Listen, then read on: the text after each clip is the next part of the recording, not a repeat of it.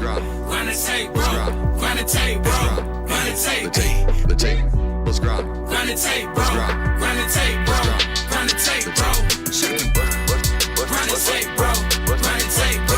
Run the tape. The tape. Run the tape, bro. Run the tape, bro. Run the tape, bro. The tape. UGA game day, boy, we ball out. Pull up, put the whole conference in the doghouse. Leave them 6 feet, see me on the win streak. All-star status, go coach, and the bench deep. Right. Offense on 10, how we run it? Your best ain't nothing, we gon' send them boys punting. Yep. Black and red, got them dead on arrival. Defense hunkered down for the tie. Hey, you don't want it with the dogs. Film guy on it, you don't want it with my dog. Break it down, play by play, that's the day-to-day. They know we ain't come to play, boy, it's UGA. Kirby smart, I cannot play the fool. Back to back, we did not come to lose. Back to back, like we got something to prove. Pay your dues, dog nation on the move. What's up? We doing a little bit different around here. We ain't come to play, we ain't come to play. Shut up and grind the tape. The tape. The tape. We ain't come to play, we ain't come to play. Them dogs in your face. Let's grind. We ain't come to play, we ain't come to play. Shut up and grind the tape. Shut up. Let's grind. We ain't come to play, we ain't come to play. Them dogs in your face. Shut up and grind. Let's grind. Run the tape, bro. Run the tape, bro. Run the tape. The tape. The Shut tape. up and grind. Let's grind. Run the tape, bro. Run the tape, bro. Run the tape, bro. Shut up and grind. Run the tape, bro. Run the tape, bro. Run the tape. The tape. Shut up and grind. Run the tape, bro. Run the tape, bro. Run the tape, bro. Shut up.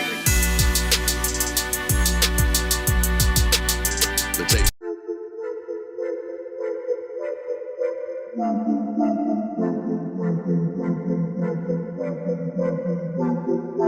Welcome in, ladies and gentlemen, to MBR, or as we like to call it around here, Nothing But Rants, the show where I find topics that I'm oddly passionate about and I pontificate upon them. These are not hot takes, but rather takes that I'm hot about.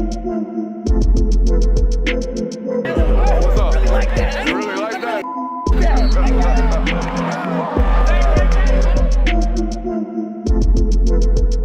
Let's shut up and grind some tape.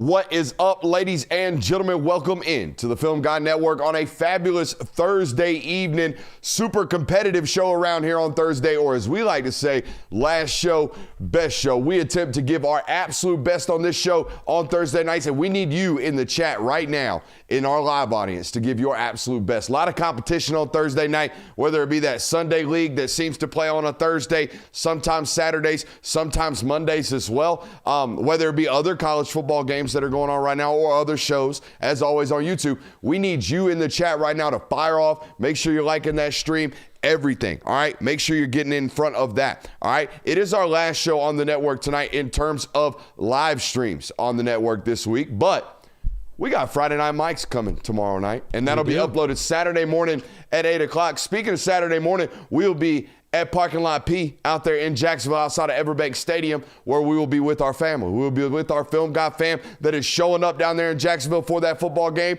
And for those of you who are missed it or missing it, I think I decided today, even if it means I'm cutting and editing it in some magical time that I'm going to find on Sunday, I think we should make the people that didn't get a chance to go this Saturday maybe regret not having the opportunity to do so, or at least making sure they jump at the bit, because this was last minute, jump at the bit to get to the next type of event that we have like this. And the only way to do that is to probably produce some video content at the tailgate. What do you think, boys? Sounds like a plan. All right, so we'll have to share the responsibilities of getting that edited, as we will Friday night on the way down to Jacksonville to get Friday Night's Mic edited, okay? I know I just threw that on you live, but that's kind of on purpose to make you have no way out of saying no.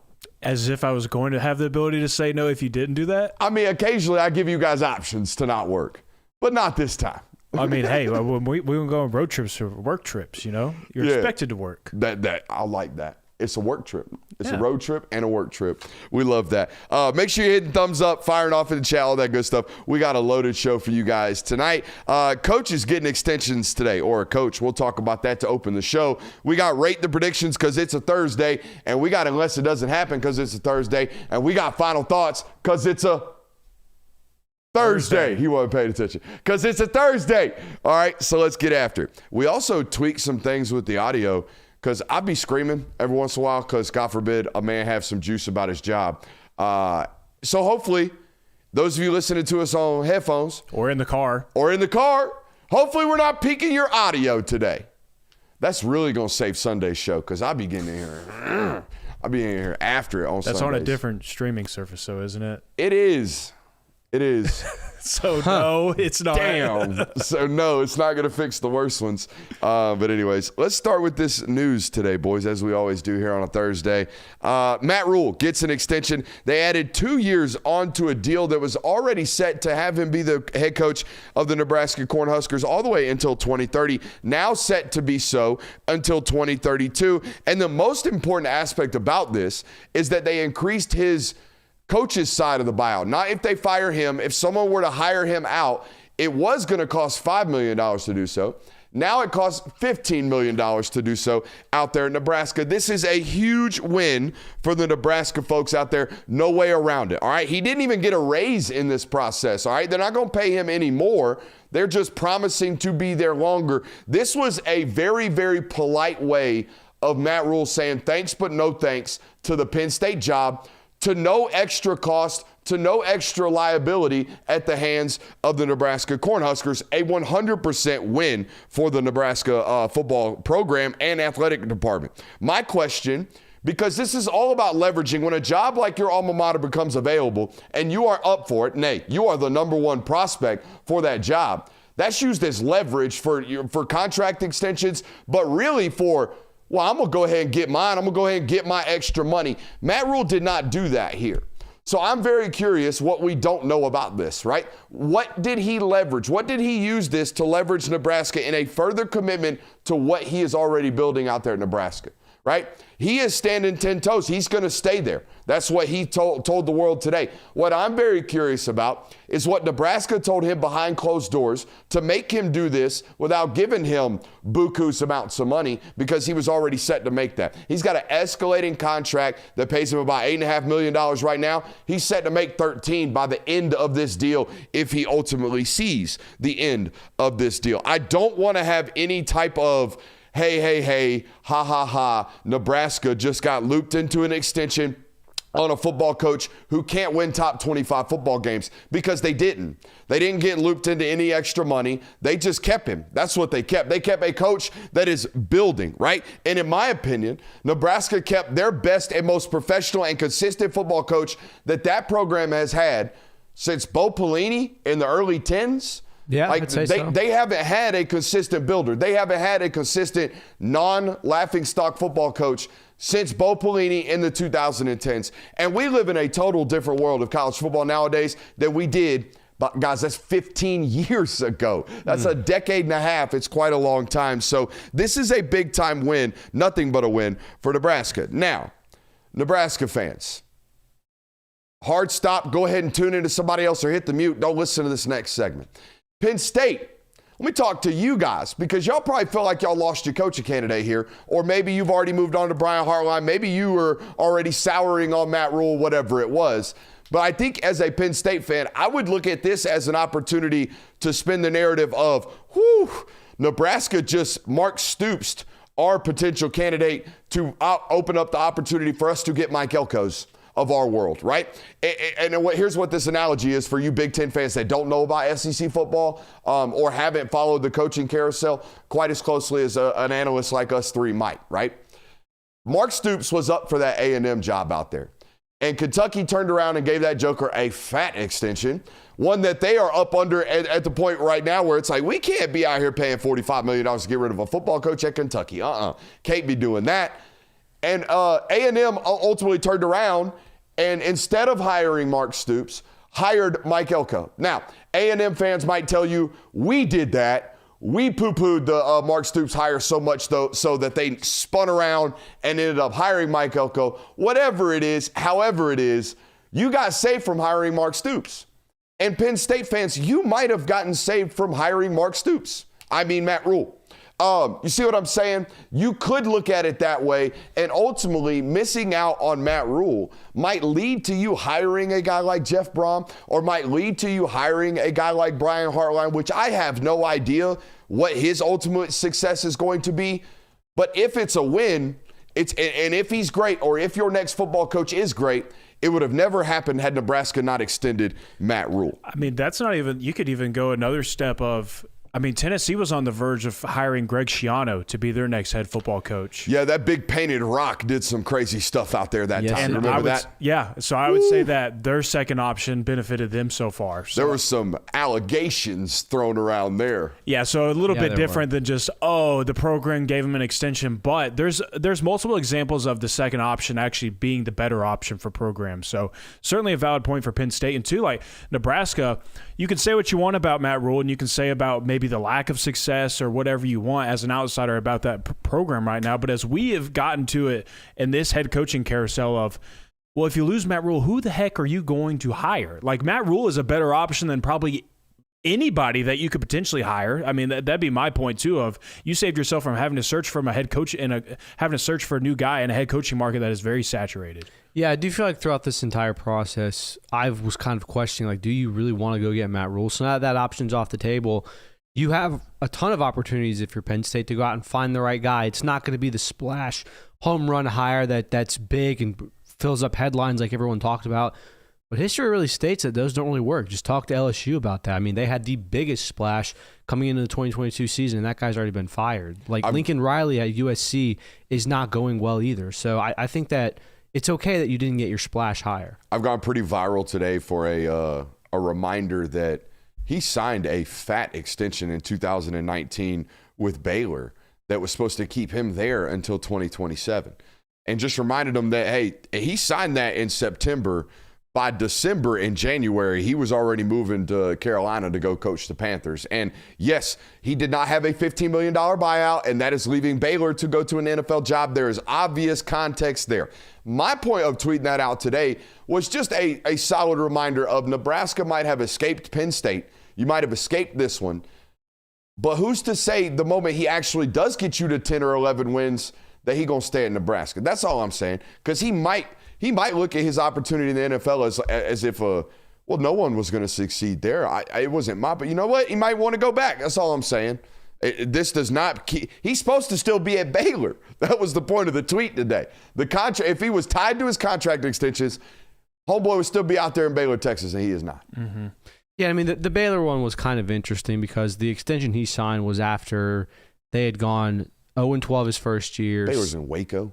Correct. It's not Baylor, Texas. It's Waco, Texas, you SEC hack. Sorry. But no, I was going to say that the Baylor one was interesting because he got an extension after they started 4-0 in 2019. Like, that was before Baylor had really arrived and had that really good season. So the extension there was, I don't think, anything in comparison to what he got today. Should we update our coaching PowerPoint? Let's do that. I feel like we've gotten some answers since the last time we've done this. Or some hints at the very least. That's for sure. Some changes, too. Some changes. Let's go to the board. Little shoe squeak right there. Did that bring you flashbacks of the hardwoods there? No, if it was a hardwood shoe squeak, I would have perked up, but that doesn't hit the same. Oh, okay. All right. Hey, LSU Tigers. Added to the list. Well, yeah, added to the list since the last time we did this. That's right. They weren't even on a maybe fire's butt the last time we did this, were they? No, I mean, we talked about it, but it was kind of like, We certainly didn't think it was like, that was one where like, yeah, whatever. We'll see what happens maybe next year. Yeah, nobody could have really foreseen an ass whooping, like that. Jonathan, that felt like that game could have been 70-18. I said bar for bar that Texas A&M could empty out that stadium in the fourth quarter if they were up multiple scores. They did. You know what? They don't need to win the press conference out there. Lord knows they're in debt. Lord knows they got a funky situation going on right now. No president really. Athletic director's a walking duck. Like, they're going to fire that sucker the moment they hire a new president. Do you really want to, overpay? Do you really want to go win the press conference? Do you really want to basically do what you just did with Brian Kelly? Or do you want to take a young up-and-coming football coach that is obsessed with the process? Probably the latter. That's what I want to do. I think this guy right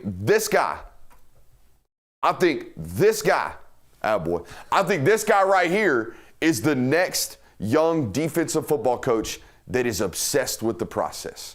Very Saban-like, very Dan Lanning-like, very Kirby Smart-like. I'm not saying he's going to win like those guys did. I'm just saying, give me a lunatic. Give me somebody that ain't going to be freaking golfing on Sundays. Give me a lunatic. Give me somebody I got to worry about. Say, hey, coach, hey, you look like you aged like a president over the last 36 months. I need that. I need one of those. And I think this guy is that. I think he's a lunatic. Mm-hmm. And I think it's also, it plays well into, I know that LSU wants to get the biggest and most boisterous and hottest candidate there is.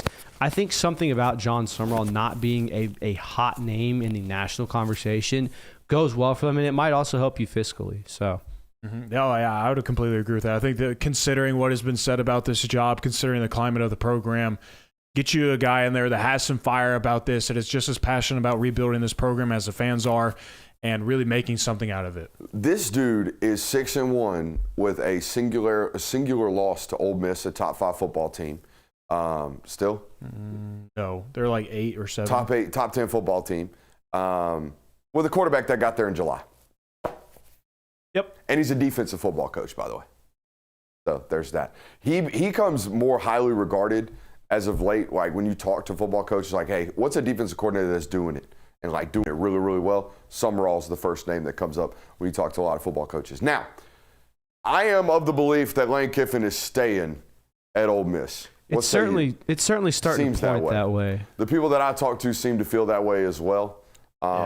It's weird because it certainly feels that he's going to stay at Ole Miss, but then you have other prominent voices in media that are like, it certainly seems like he's either going to go to LSU or he's going to go to Florida. Yeah, you talking about Joe Klatt? No, I think Klatt threw him to LSU today. I don't think he's going to LSU. Here's what I think about Lane Kiffin. All right, here's what I think to know about Lane Kiffin. If he does leave Ole Miss, it's for the Florida job. I think if he leaves a place that he loves, it's for a place that he has true admiration for. And I think he's got a lot of admiration for what Florida was and could be under Steve Spurrier and Steve Spurrier Light, somebody who he admires. All right. And if it would be because he thinks it's easier to win a national title consistently at Florida than Ole Miss. I think that last point applies to both LSU and Florida. I think it would be easier to consistently win year in and year out at LSU and Florida than it is at Ole Miss. That's just my opinion. He might not feel that way. But if he leaves, he confirms that he feels that way. Is that fair to say? Yeah. Absolutely. All that being said, I think he stays at Ole Miss. For that matter, who does Florida hire at that point, right? And I think this athletic administration department, and for that matter, maybe some of the people and the voices around the team have done a bad job of setting this coach that ultimately has to take this job up for failure if they don't get Lane. Which means even if they get this guy, let's see if you go, attaboy. Even if they get this guy, I feel like they're going to feel like oh man, we got Eli. We got cargo short wearing Eli. I had a Florida fan tell me that they would rather keep Gonzalez as the head coach if they can't get Lane. Wow. Yeah, I mean, he's a Florida guy, though. He's a Florida guy. He's not going to be well liked. Like anyone other than Lane Kiffin at that position is not going to be well liked when they're first hired.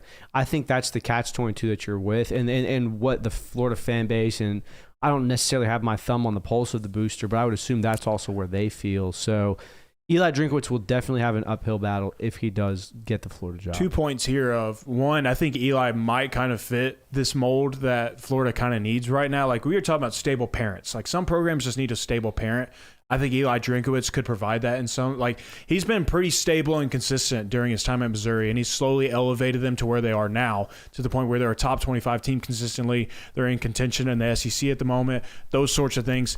On the flip side, for Missouri, if you lose Eli Drinkwitz, all the money that you have poured into that program right now makes you a pretty desirable job, in my opinion, in this conference. Question.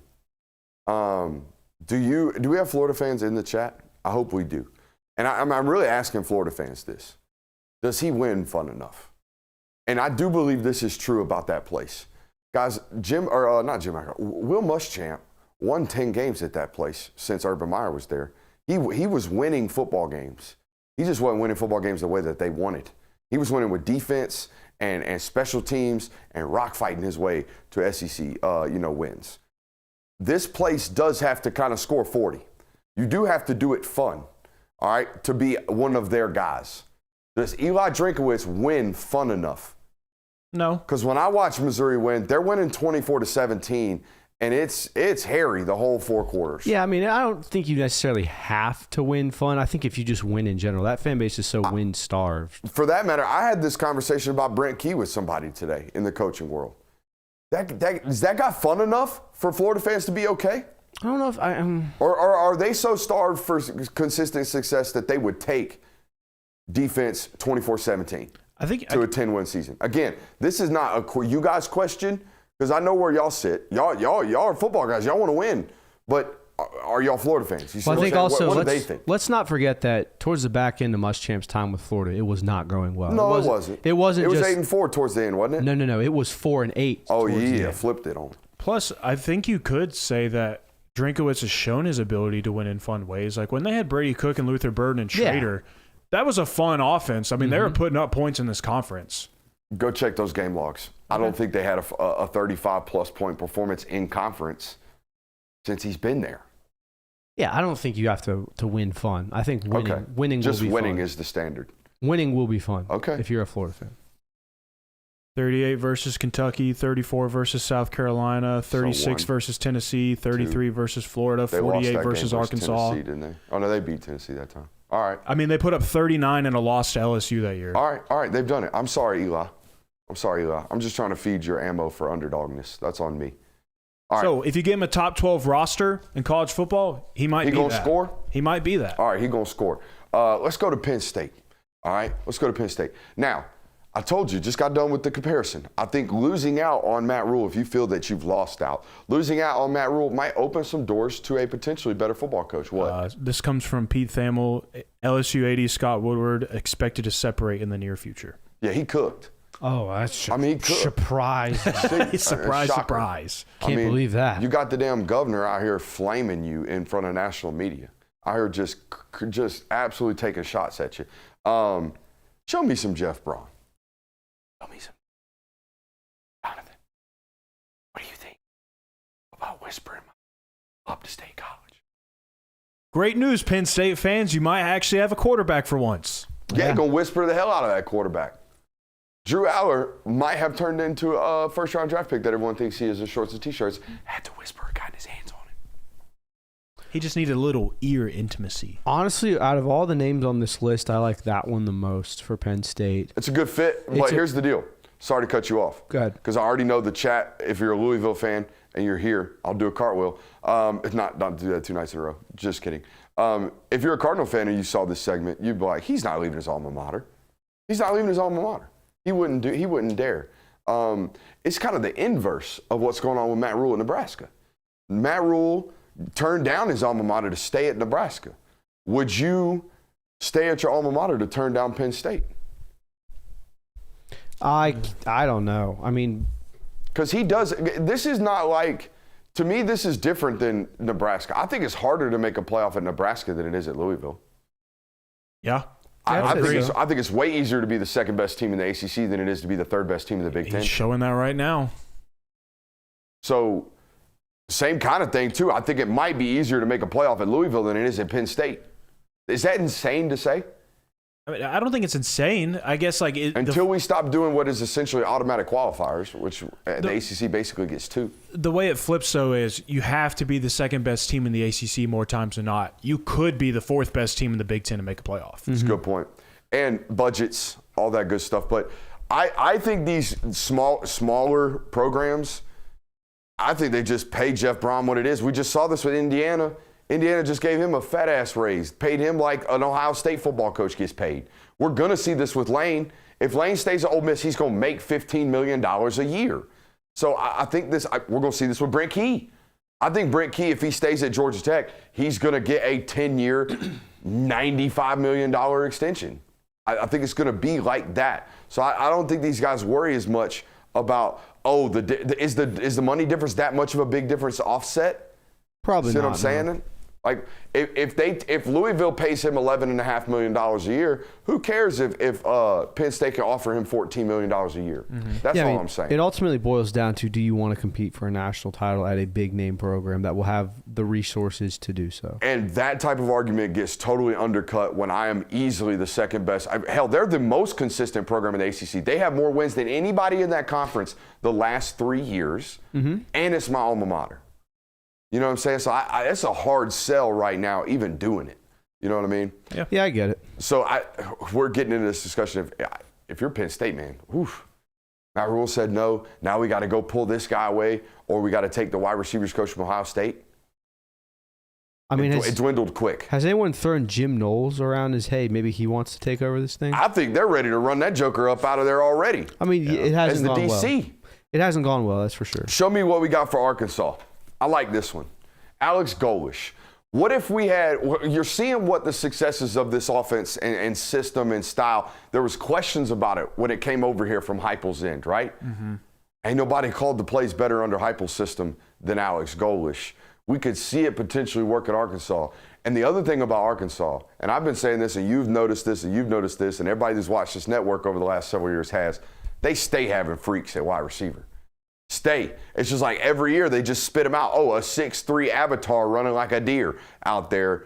I think Arkansas and Alex Golish might be a good little pairing here. Yeah, I like that. And I think that it's perfect because the reality is that the Arkansas expectations are, hey, can we get a couple 8-4 seasons? Maybe we go 9-3 or 10-2, have a shot at the playoff. I don't think that the expectations are we need to compete for national titles every year. We need to do this. So, no, we need to stop getting beat by 40 at home. Agreed. That's what we need that's the expectation, and that's very doable. And they are a SEC program, Arkansas, that you could bring some flair and some twist to offensively, and nobody looks at you funny, because that's something you might have to do at Arkansas if you want to win consistently.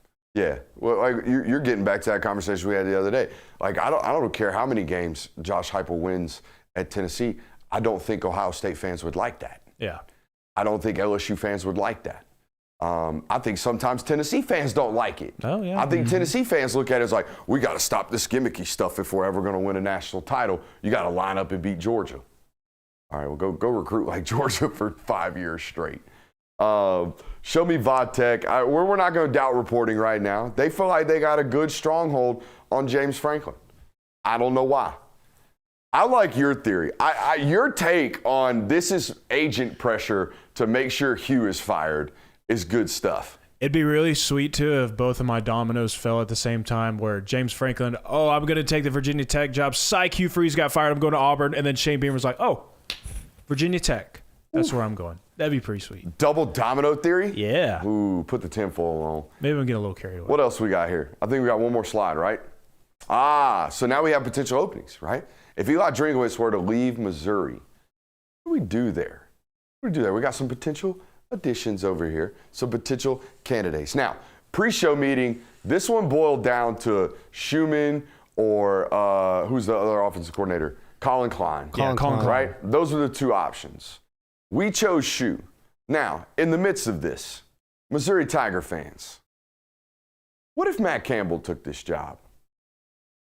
That's a great hire. I mean, and if you're Matt Campbell, yeah, you can't pass up another big-time job like this, right? You wouldn't think he would. Yeah, is Matt Campbell really in the running for these, though?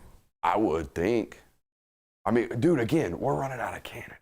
Yeah. We're getting to the point where it's like, do you want to hire the 39-year-old coordinator, or do you want to hire the guy that's winning 65% of his games? Matt Campbell's like 72%, isn't he? Matt Campbell's a solid 8-4 football coach. Mm-hmm.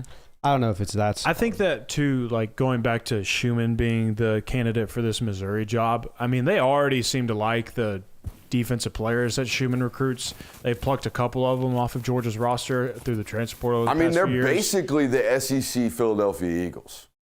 It's a win percentage of 59.3. At Iowa State? Yes. Damn, Matt. Interesting. My Cyclones. You know, it don't mean I can't take things I don't like from you, Matt. You know, I do like from you. Like you're matching your attainable talent. Damn, 59%. Yeah, Might have to break out the alcohol wipes over here, dog. He slid very far after the hype of they're going to make the playoffs, and they've not been the same team. Speaking of slid, hey, you going to swing the block and slide on one of these jobs, Buster Faulkner? You got to. Did we miss? Oh, yeah, no, that's spelled right. Whether it be Tulane when Summerall leaves, whether it be USF, these are turnkey mid-major operations, in my opinion. Yeah. For a guy like this. So Brent Key is not going to be on any of these lists, we don't think. I think Brent Key is about to get paid. There's no way if you're Georgia Tech, you can let that guy leave. Yeah, no. It's very true. It was such a hard rebuild, guys. Such a hard rebuild to do. And I know Kennesaw State's doing this right now at the mid-major level, so it makes my theories on this totally wrong.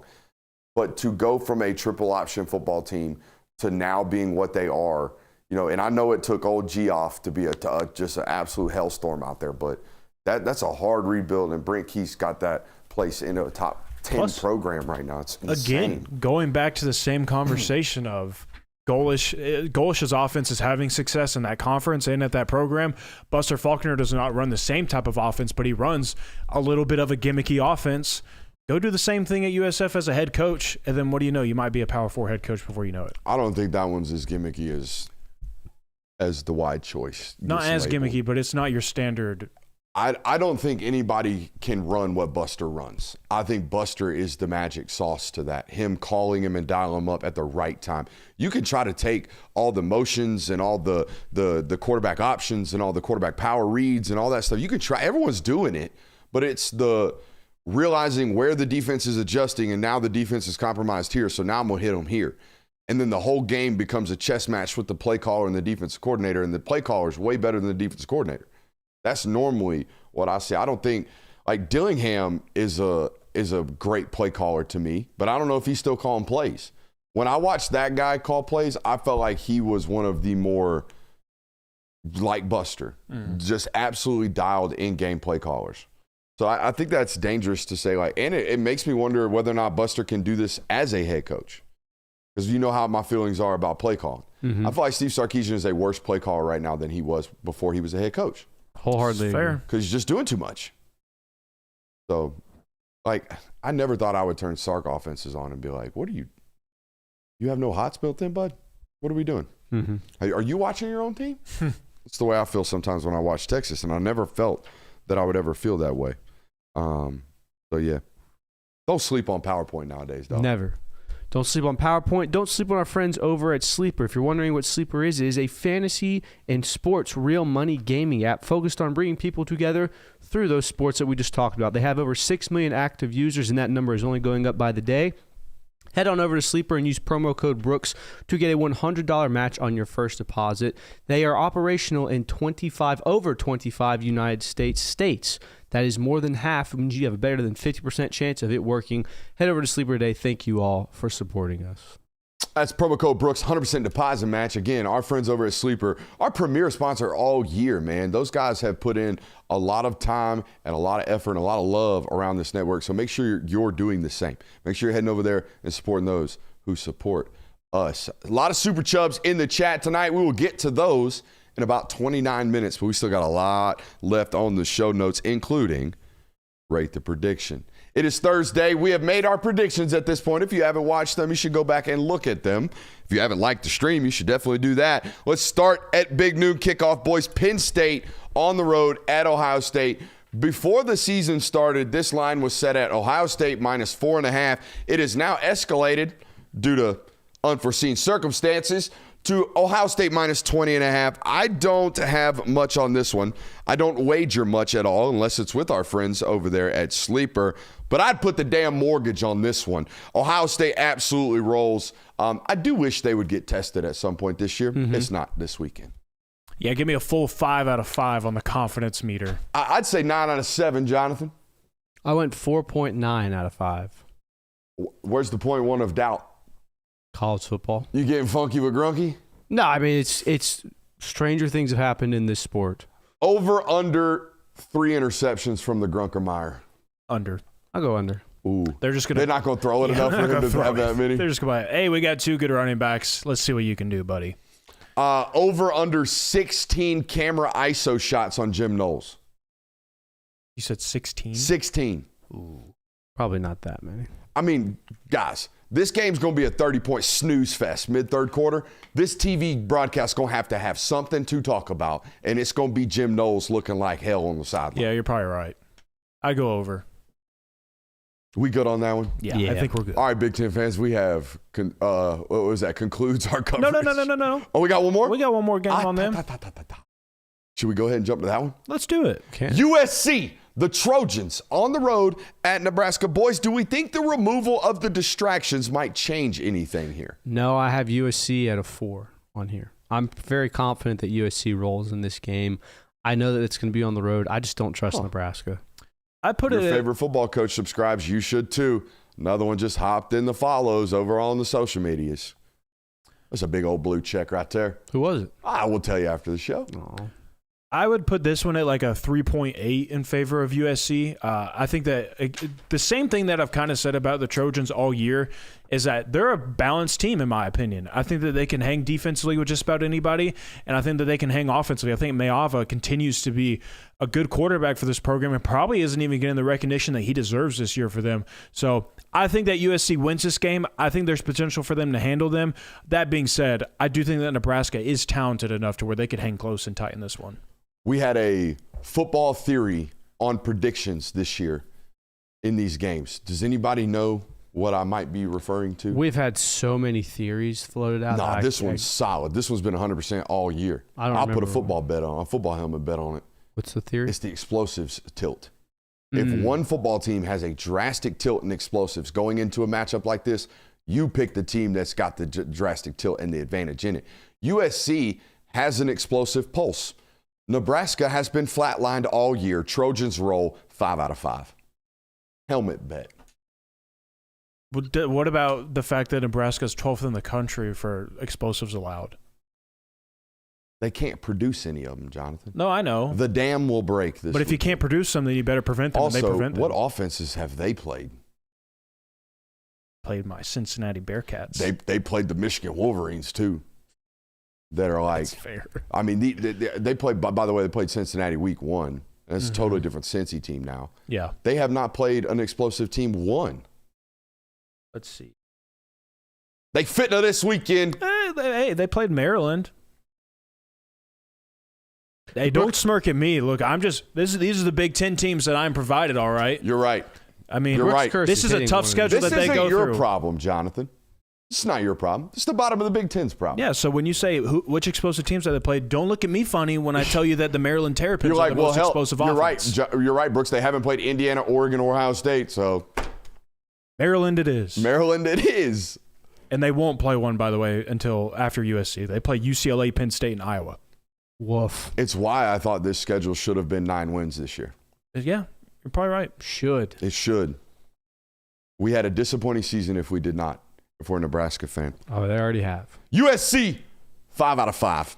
All right, boys. Let's Two go. 5s for 2 teams? Hey, lock it in. Oh, the Brooks curse is hitting one of them. Lock it in. Vandy at Texas. 11 a.m. local kick right here for the Commodores and the Longhorns.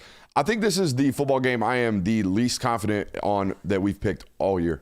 All year. There's so much. There's so many variables here, guys, that we are unknowns. Right? Mm-hmm. Like whether or not Arch is going to play, whether or not Michael Taft's going to play, whether or not which Texas offense is going to show up. Is it the offense that's going to act like they can protect, or is it the offense that knows that they can't and is actually going to try to hunt efficiency, not explosivity? Is it going to be the offensive game plan against Oklahoma or the offensive game plan against Mississippi State?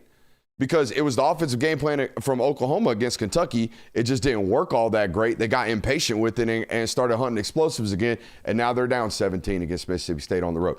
Which Texas football team is it going to be? I have no idea. I know Vandy will try to win this football game 24-20 and be ecstatic if they get out 17-10. Yeah. Mm-hmm. Texas wins 0.1 out of 5. I would say that if Arch plays this weekend, I would put this at a 3 for Texas, in my opinion. But if he doesn't play, I would drop that down to like a 1.5. I think this is going to be a close game. It's going to be a hard-fought SEC matchup. I think that Texas definitely has a better defense. They've shown that throughout the year. But we've also seen where Diego Pavia on that offense, they just make timely plays consistently. Or they get a turnover from the defense. And again, they make a timely play on offense of getting a score to put them up by 7 with less than 5 minutes to go in the game. So I think that Vanderbilt does a lot of things that would make you nervous about this one if you're a Texas fan. So if Arch plays, though, I think that Texas should be fairly confident. Yeah, there are a lot of unknowns here, and I think that even if Arch does play, I don't think he's going to turn into Mississippi State like gutty performance where he's taking shots left and right. I think the offense is going to suffer because of that, which is why I feel slightly confident that Vanderbilt will win this game, which is why I have it at a 1.5 in their favor. But I agree with all you guys. It very well could go either way. Look, all we know about Matthew Caldwell is a fade ball that was a dot and a sail route in a 2-minute against Florida that was a dot. Mm-hmm. But guess what? How you throw the football at Texas right now don't mean a hill of beans. It's how much you can run from pressure and how much you can throw amongst pressure. That's it. All right, so we're going to find out about that if Matthew Caldwell plays, not how good of a thrower he is of the football. He had opportunities to show that and play on time and early in those 2 opportunities. But if he plays, he's going to have 40 dropbacks in this football game because they can't run the ball either. So it's a whole lot going on around the quarterback right now that is the primary concern at Texas. It has nothing to do with who's back there taking the snaps. Let's move on and stay within the SEC as we typically do on this channel. The Oklahoma Sooners going on the road to take on the Tennessee Volunteers at night, 7:30 kick, Neyland Stadium, black jerseys. Spooky scene for the Sooners. What say you, boys? I am pretty confident that Tennessee is going to win this game. I would put it at like a 4.3 at the moment. Just kind of reiterating the same points that I've hit on when talking about this matchup of I know that Oklahoma has a great defense. Tennessee has a great offense. They've scored against anybody. Oklahoma's offense has started to take some steps down. They haven't looked that impressive. And as bad as Tennessee's defense has looked this year, I would say that it's far likely that Tennessee scores enough points to win this game, and Oklahoma doesn't. Yeah. Oh, my bad. I'll say it's not even that Tennessee's defense isn't doing well. That's true, but they also create enough havoc. And I think that's what's going to thrive on it. John Mateer is a force-to-top ball type of guy. He's I need to make a play. Now, it will result in Oklahoma making plays in this game. That's just going to be what it is. But we've seen more and more that those explosive plays have dwindled as the season's gone on. So I think that Tennessee's got this game pretty well in hand. Jonathan hit on my feeling that this is Tennessee rolling. You hit on my feeling that it's because the defensive line's havoc rates. But, guys, I don't think this second and third level of Tennessee's defense could tackle a toddler right about now. Like, it's real bad. It's real bad. So that's what scares me about this. And I think Arian Carter's questionable. And look, love him. Great pursuit player. Not all that great. Not all that great against the run with regards to consistently fitting his gap properly, shedding blocks, attacking blocks properly. They're bad in terms of letting it spit out into the secondary. And the secondary is real bad at tackling. And number 5, Satanga, is that his name from Oklahoma? Yeah. Bad tackling in that guy, death He recipe. is fast. Bad. All right, the Blaylock kid from Oklahoma, not being able to tackle, bad. Explosive waiting to happen. I think Tennessee, my everything about the analysis that makes me think Tennessee's going to win the football game. I picked it 38-20. I think they roll. But I can't confidently say that they're going to do so because they're a terrible tackling unit. So for that reason, Tennessee, but 2.95 out of 5, I do not feel great about it. Last game on the slate for us this week, Cincy at Utah. 10:30 kick. I don't feel great about it because I don't think my analysis is solid. Because my analysis is based on the fact that I think Cincy, who I picked to win this football game, has the considerably better quarterback situation. Sorsby's playing great. We don't know if it's going to be the young lefty or Devin Dampierre. I think it's going to be Dampierre. It's going to be Dampierre, but we don't know what Dampierre we're going to get. We don't think he's all that great anyways. They're a run-based offense. And that's why my analysis don't mean a hill of beans. Utah don't beat you because they got a better quarterback. Utah beats you because they lined up and punched you in the mouth for 4 quarters. Still very possible in this football game, but I think Cincy wins 1.8 out of 5, though. Yeah, I've got this at a 1 as well. I think that obviously it's going to hinge on whether or not Utah can run the football. And if they do, how successfully they do that. But I don't necessarily know how good Cincinnati is going to be at stopping it. We saw and we assumed that Colorado wasn't necessarily very good at it, and that reared its ugly head for them. But I can't personally speak on what I think Cincinnati is going to be able to do to stop this Utah rushing Dead middle of the pack, so says the stats against That's the run. the thing. It's like it might be good. They might be fine. They might hinder it enough. But Might be opponents. Like, you never know.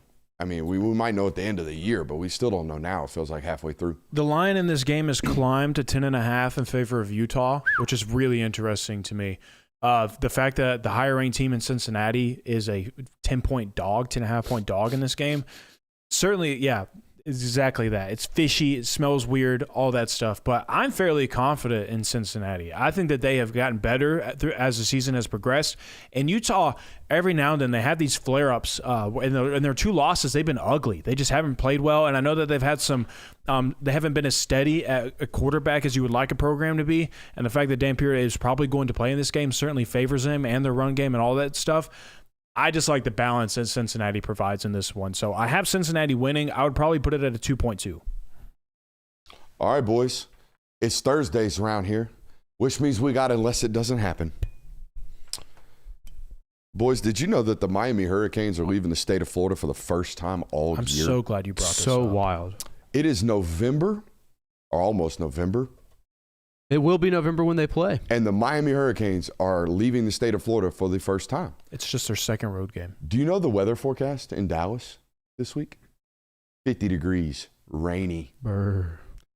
Miami mopped by the Mustangs. SMU takes down the Hurricanes amidst the storm. You heard it here first. Unless it doesn't happen. I know them Mustangs just lost 13-12 against Wake Forest, but I got some stuff on them Demon Deacons here in a second too. Full transparency on this one. I think you had a lot of overlap with me for the Unless It Doesn't Happen this episode, so I had to change some things. So I'm picking one that's kind of going a little bit under the radar here, but I still feel very confident in it. We've written off the Clemson Tigers and Dabo Swinney. We're not really talking about them for good reason. They absolutely stink this year. Pooh. But I think they're going to stink a little more because Duke's coming in and beating them by 20-plus We're points. going to lay a Dookie versus Dookie. That's right. You heard it here first, Unless It Doesn't Happen. My playoff Blue Devils. Yeah. Darian Mensah rolls. I love it. I would like to officially retire Cocktober. Thank you. It's not the month of You're October. putting the cock down. It's not the month of October that should scare you when you play the Gamecocks. If you're an opponent of the South Carolina Gamecocks late in the season, don't be circling the ones that are in the month of October. You need to be circling the ones in the month of November. Did you know that Shane Beamer's 13-4 in the month of November as a head coach? Whoa. In October. 13-4 when November rolls around. We talk about Shane Beamer loves to close the season strong. He loves to get the momentum back. Right before the season ends, it's like, Shane Beamer got this program on the right track. Well, they have an opportunity against the Ole Miss Rebels this weekend to do exactly that. They had a close matchup against Alabama. This weekend it happens. They take down Lane Kiffin. They take down the Rebels. It's November for South Carolina. I like it. I like it. Chaos. Speaking of, boys, did you know Auburn's an 11.5-point favorite at home this weekend against Kentucky? Man, Kentucky's No bad. way they can lose that one, right? It's a They, night better, game. they better not. It's a night game. Jordan Hare. Another night game? Of course. Stoops summons the sneaky shocker. Hugh Freeze, more like Hugh fired. Get out of here, my boy. All my homies hate Hugh Freeze. Yeah, you heard it here first. You are fired if you lose that You game, heard it here dude. first, unless it doesn't happen. We have two programs facing off against one another this weekend. They just need to see one fall. They've Got had to a see tough one time. go down, Jonathan. They have to, and one of them will this weekend. But both teams, they just need something to go. Like, they've had a rough run over the past month. I mean, it's just been brutal. It's been heartbreak. It's been devastation. But I think this game gets really interesting because of that.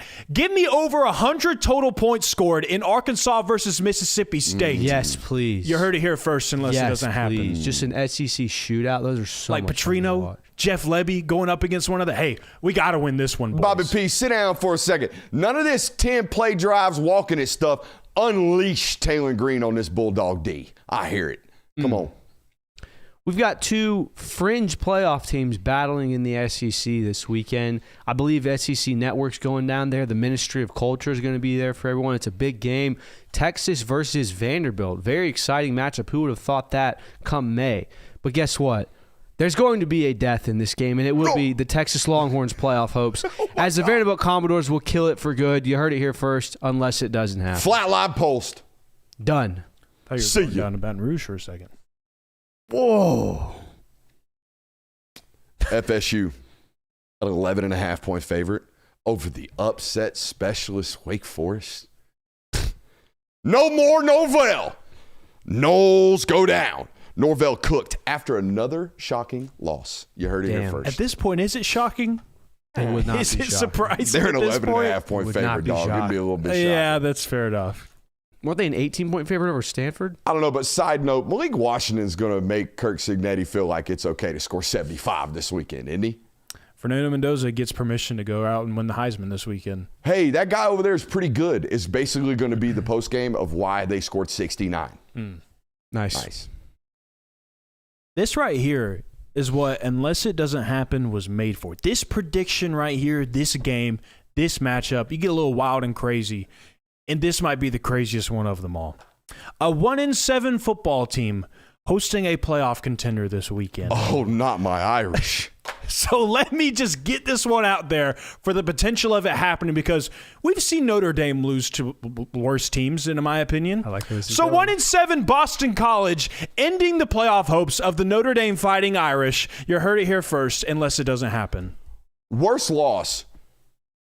Laying an egg at home, pooping in midfield against Northern Illinois, or on the road at 1-7 Boston College. On the road at 1-7 Boston College, because that would destroy your Dude, playoff. Northern Illinois went winless in conference last year. But at the time, it was like, Northern Illinois might just be one of these good teams, man. They And might it just was be also, like, competitive. This one you walk into knowing. Jordan Lynch ain't walking through that door, Jonathan. Yeah, but making the national championship game kind of made that loss a little bit better. All right, this is my last one. And this is the perfect unless it doesn't happen, because if it does happen, no one is going to predict it but me. And if it doesn't, no one's going to even remember this. We've got a couple of big games, big matchups going on this Grande. weekend. Big rivalry games between teams that don't necessarily like each other. I am predicting, I don't know which game it's going to be. I don't know who it's going to start it, how it's going to begin, but we're getting a good old-fashioned bench-clearing brawl on Saturday between one of these games. I don't know who it's going to be, but I can just feel it. You heard it here first, unless it doesn't happen. Bro said, there's going to be a fight. I don't know where. How many bench-clearing brawls did you get in college football? I don't know. Who Shane Beamer got this weekend? I told you who they have. They have Ole Miss. Him and Lane, maybe? Nah. Oh. Nah. I'm not going to try to predict who it's going to be, but just know when there's a fight on Saturday, and I'm going to be coming back to on There's Twitter. got to be a rivalry game somewhere this weekend. There will be. Don't worry. It'll happen. I like it. What's your Rockets doing lately? Not too good. That one kind of teetered off rather quickly. Boy, did it. Sure. Flex on the guy that tried to predict the G5. Go ahead and crap on me for putting effort into that one. It's okay, Jay. Will, don't worry. I will say, I said Memphis was one of my top teams in the G5. Bowling Green is doing fairly well right now as well. I will say I picked Memphis. Memphis is doing really well. Even though I'm riding the Memphis hate train, just like I'm anti-Texas Tech. As bad as they look, I had UNLV as a top team in the G5. They have a record that reciprocates that. Maybe not the actual playing on the field, but All my homies want Dan Mullen on the SEC network again.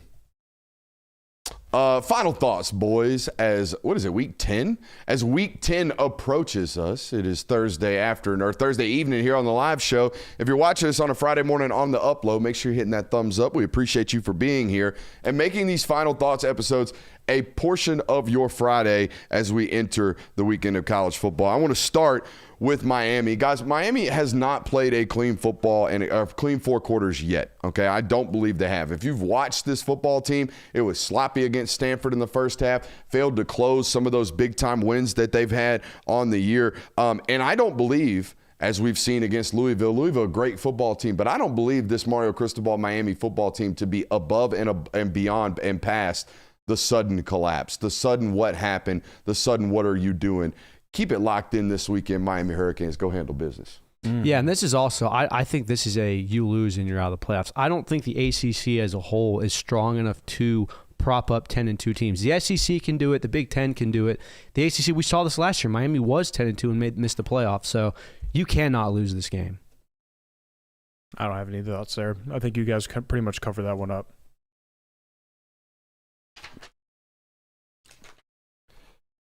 Vandy at Texas will be defined by first and second down success rates.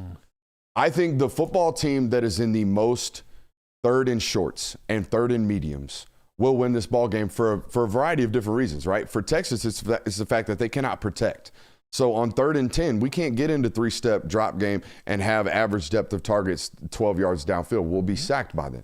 And for Vandy, in those extended third downs, they feel like they have to have, and you do because it's a longer down, you feel like you have to have Pavia work from within the pocket. And though he has progressed as a traditional and pure passer, his best work is done as a playmaker and as a scrambler and as a outside the pocket decision maker, not, hey, can the 5'8" guy stand in and throw over and, by the way, avoid Colin Simmons getting after us? Like, there are so many things about this game that will be decided on first and second down. And also, like I said earlier, it doesn't matter if Matthew Caldwell or Arch is the guy in this football game from a throwing standpoint. It's about whether or not they can actually help him around the quarterback position. And I also want it to be known going into this, if it is Matthew Caldwell, we don't know who's going to start the football game. I don't care if that kid goes and throws for 500 yards. He's not the guy. Arch Manning is the guy moving forward because he was willing to die on the sword Saturday for me. That's the film that I would show my team no matter what the moment 16 comes back in the lineup. This one to me is about which team can dictate how this game is played. And that sounds a little cliche because it sounds like that's how every game is almost decided. But specifically for this one, because Vanderbilt wants to limit possessions, and I said that they need to be okay winning tight and ugly games, and they've done that so far this year multiple times. And I think that's kind of how they want to win this one. They know that Texas has a good defense, and they're going to be okay if they have to win that game 17-10. I don't think Texas is okay with doing that unless it's the backup quarterback that is playing. If they walk out of there 17-10 with a backup quarterback, they're going to be fine. But if Arch Manning is healthy, if Arch Manning is the starting quarterback, and you get 2 possessions or 3 possessions in the first half, and then you get 6 or 7 total in the game, you're going to feel real funky in that one, Texas, to where you feel like you have to go down and walk the ball and score just about every single time that you touch it. And Vanderbilt makes that really hard to do. So whichever team can turn this into their style of play, I think that's the team that ultimately rises victorious. Yeah, you guys touched on it from an analysis standpoint pretty well for this. I do think that I said last week that I don't think that this matchup between Missouri and Vanderbilt is between SEC teams that are going to make the playoff. I kind of feel that way about this one as well. I think that Vanderbilt is a very strong football team. They're a team that you do not want to play simply because the brand does not align with what they are as a football team. Losing to them is still an embarrassing thing, even though they're a really good football team.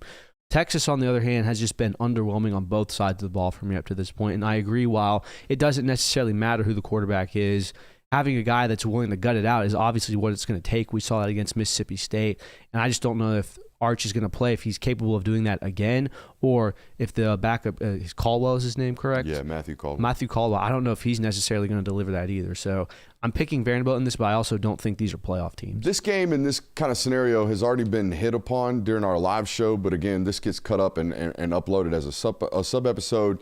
So I want to reiterate this, because until we go several years without this popping up on this coach's resume and this program's history, it can't be autopilot analysis when you're favored by 30 some odd points, despite the fact that Boston College is a bad football team.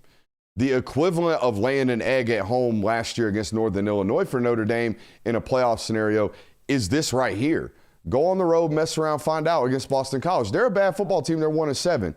But they might have something for you today because it's happened to you.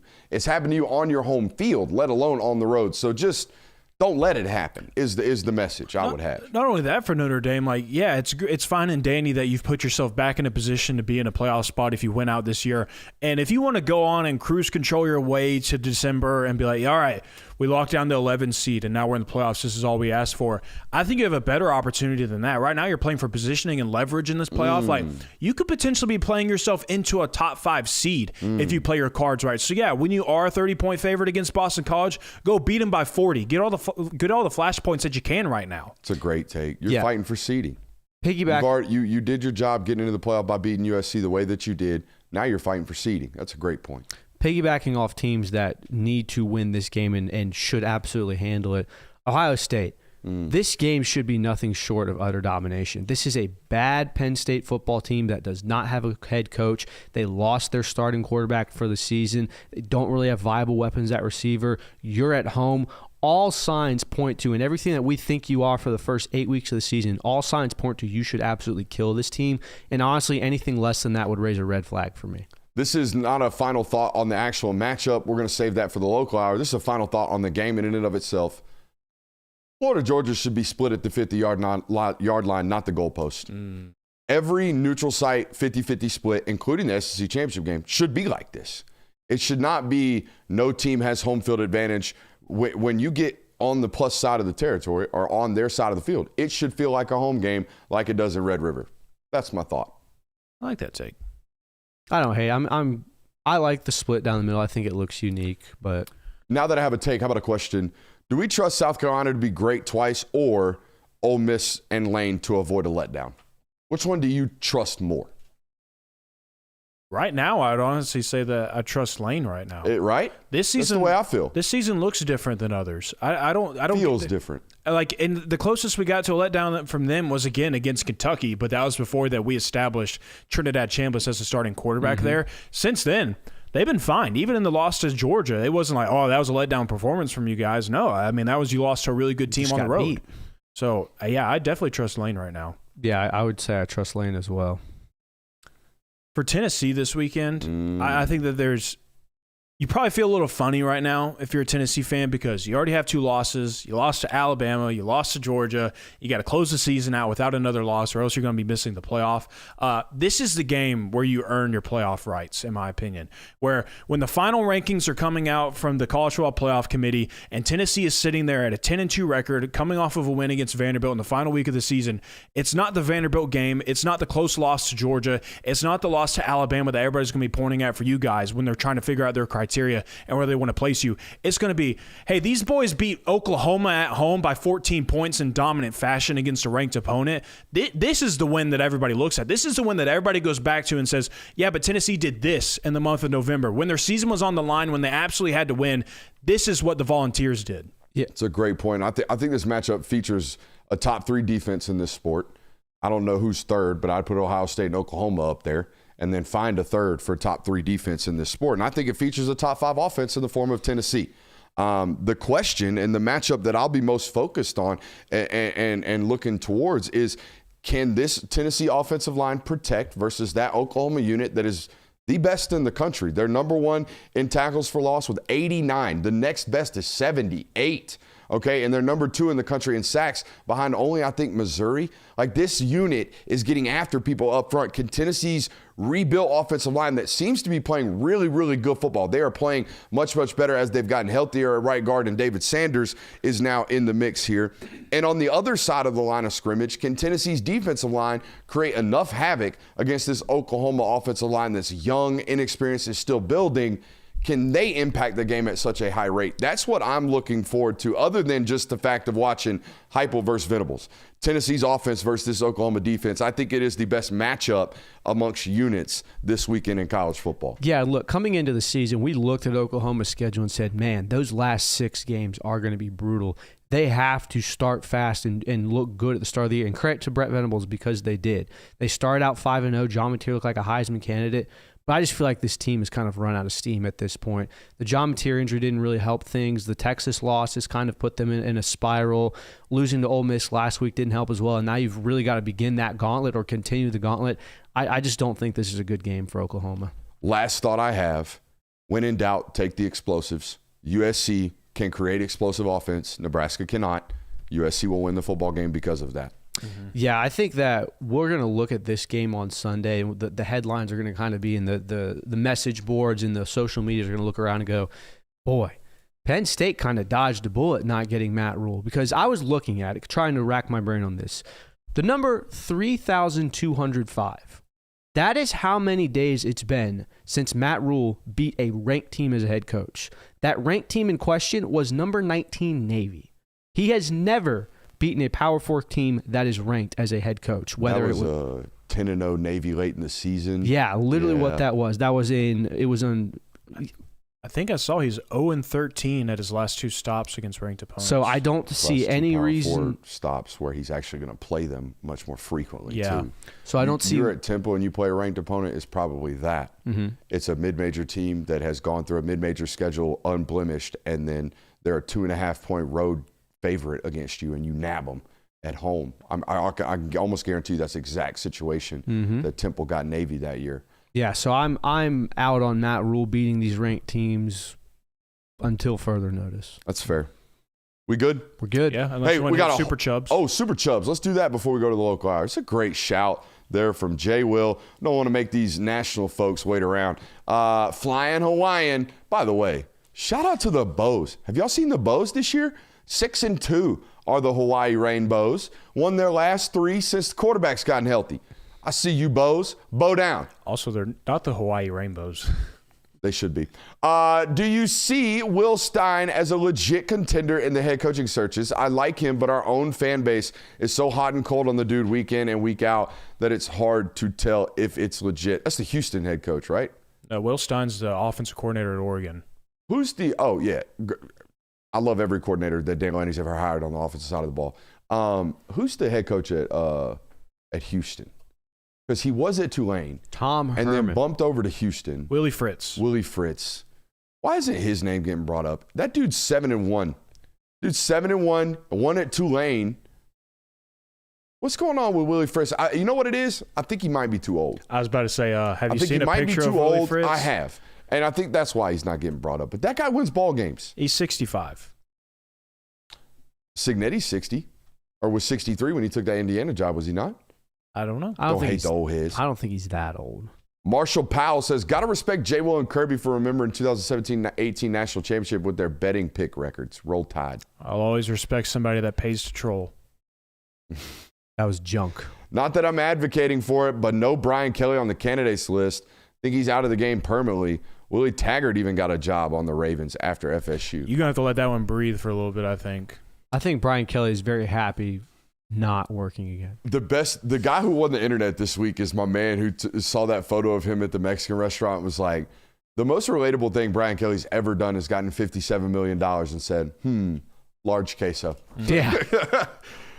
Yeah, I mean, I doubt you catch Brian Kelly at the Planet Fitness. Yeah. But my man was already halfway retired at LSU as the head football coach. He golfed like, what was that stat or that Intel T-Bob put out? Yeah, I can't remember, but it was He basically played 2 rounds of golf a week. Yeah. For 3 years down there. Insane. He is going to be retired with his family. Hey, speaking of family, we'll see the family on the other side of the break. We got a whole another hour.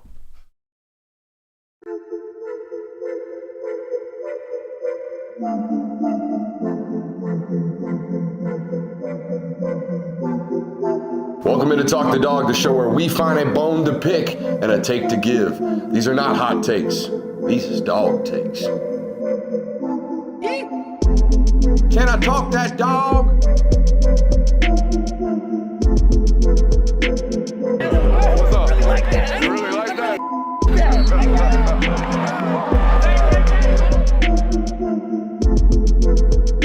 Let's shut up and grind some tape. What is up, ladies and gentlemen? We are back here on the local hour. We have a whole nother hour. We finna talk that dog. I got positional breakdowns for you guys tonight. We got Unless It Doesn't Happen from the Boys, local edition. 3 folks that got a ball this weekend. I'm gonna lay out the problem with playing Florida. And of course, we have our final thoughts. I thought about just go ahead and starting with this Florida take. Yeah, let's do this. Let's go ahead and talk about this. Before you do that, let's go ahead and give a shout out over to our friends over at Ridge. If you're looking for a place to store your money, your wallet, your cards, Here is a wallet for you. It's sleek. It's a compact design. It's got a money clip on the back. They also have another card somewhere under that I can't find. But Ridge Wallet, head over to ridge.com and use promo code Brooks10 to get 10% off your order. Oh, he's getting the power bank right now. It just officially charged up. We're going to throw it on the back of the phone right now. My phone's close to dying. Well, you better make sure you get that thing ready for our road trip. Oh, she's going to be primed. She's going to be primed. You know what else is primed? Ridge.com/Brooks10.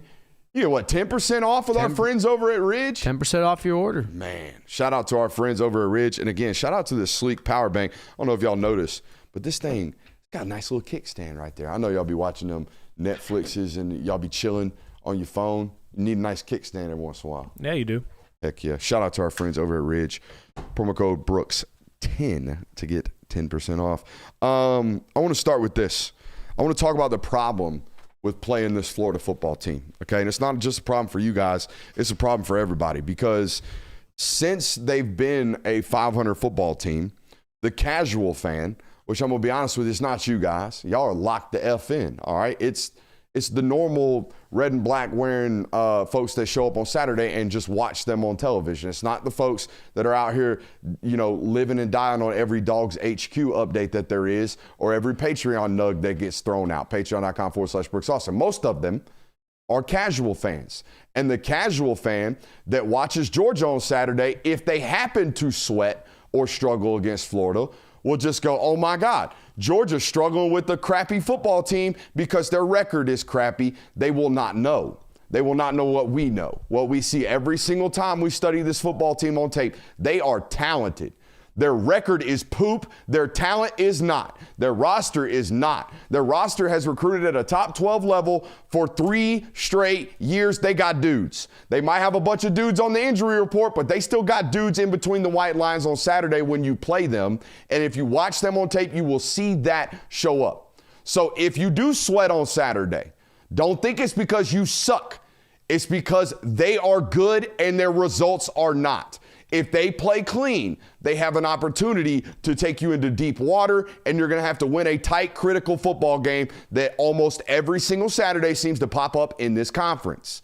Okay? That is the problem with playing a team like this. That is a problem in this conference. All right? It's not a problem in every other conference because when you lose or when you struggle with Florida, a 6-6 football team, they still might have 8, 9, 10, 11, 12 pros over there. Okay? That is not the case in every other conference. And I'm not getting ahead of any excuse making. I'm just telling you, this could be one of those ones. So you better get locked in and you better not immediately run for the doors of we suck if it becomes a sweater because there's an opportunity that it might. Okay? This offense has put up 450 yards of total offense in 3 of the games that they have played this year, 2 of which have come against conference opponents. All right? They're not bad. The results are. So it's just important that you go put another loss in that column of theirs, but they are still a talented football team. I mean, I think you've kind of learned this with a lot of teams in the SEC where, I mean, we just watched Texas go toe-to-toe with Mississippi State, and that game had to go into overtime for the Longhorns to pull that one out. It's just been this, like Georgia had a tight game against Auburn. Auburn's had close games against pretty much everybody that they faced this year. Really, the only time that Florida just looked completely outmatched this season was when they played Texas A&M on the road. And Texas A&M beat them by 14 points, I think it was. Like, it really wasn't even that big of a beatdown. Yeah, no, I mean, there's definitely reasons to be cautious of heading into this game. You should always be cautious of heading into this game. It's a rivalry matchup. I mean, the term any given Saturday isn't just a metaphor or a symbol. It is real. You have to come in and strap up and be ready to play a very talented Florida team that you don't know how motivated they are. Now, you're more talented than them. You're better than them. You should win this game, and you should not demand anything less than that. But I also don't think it's time to panic if you don't destroy this team.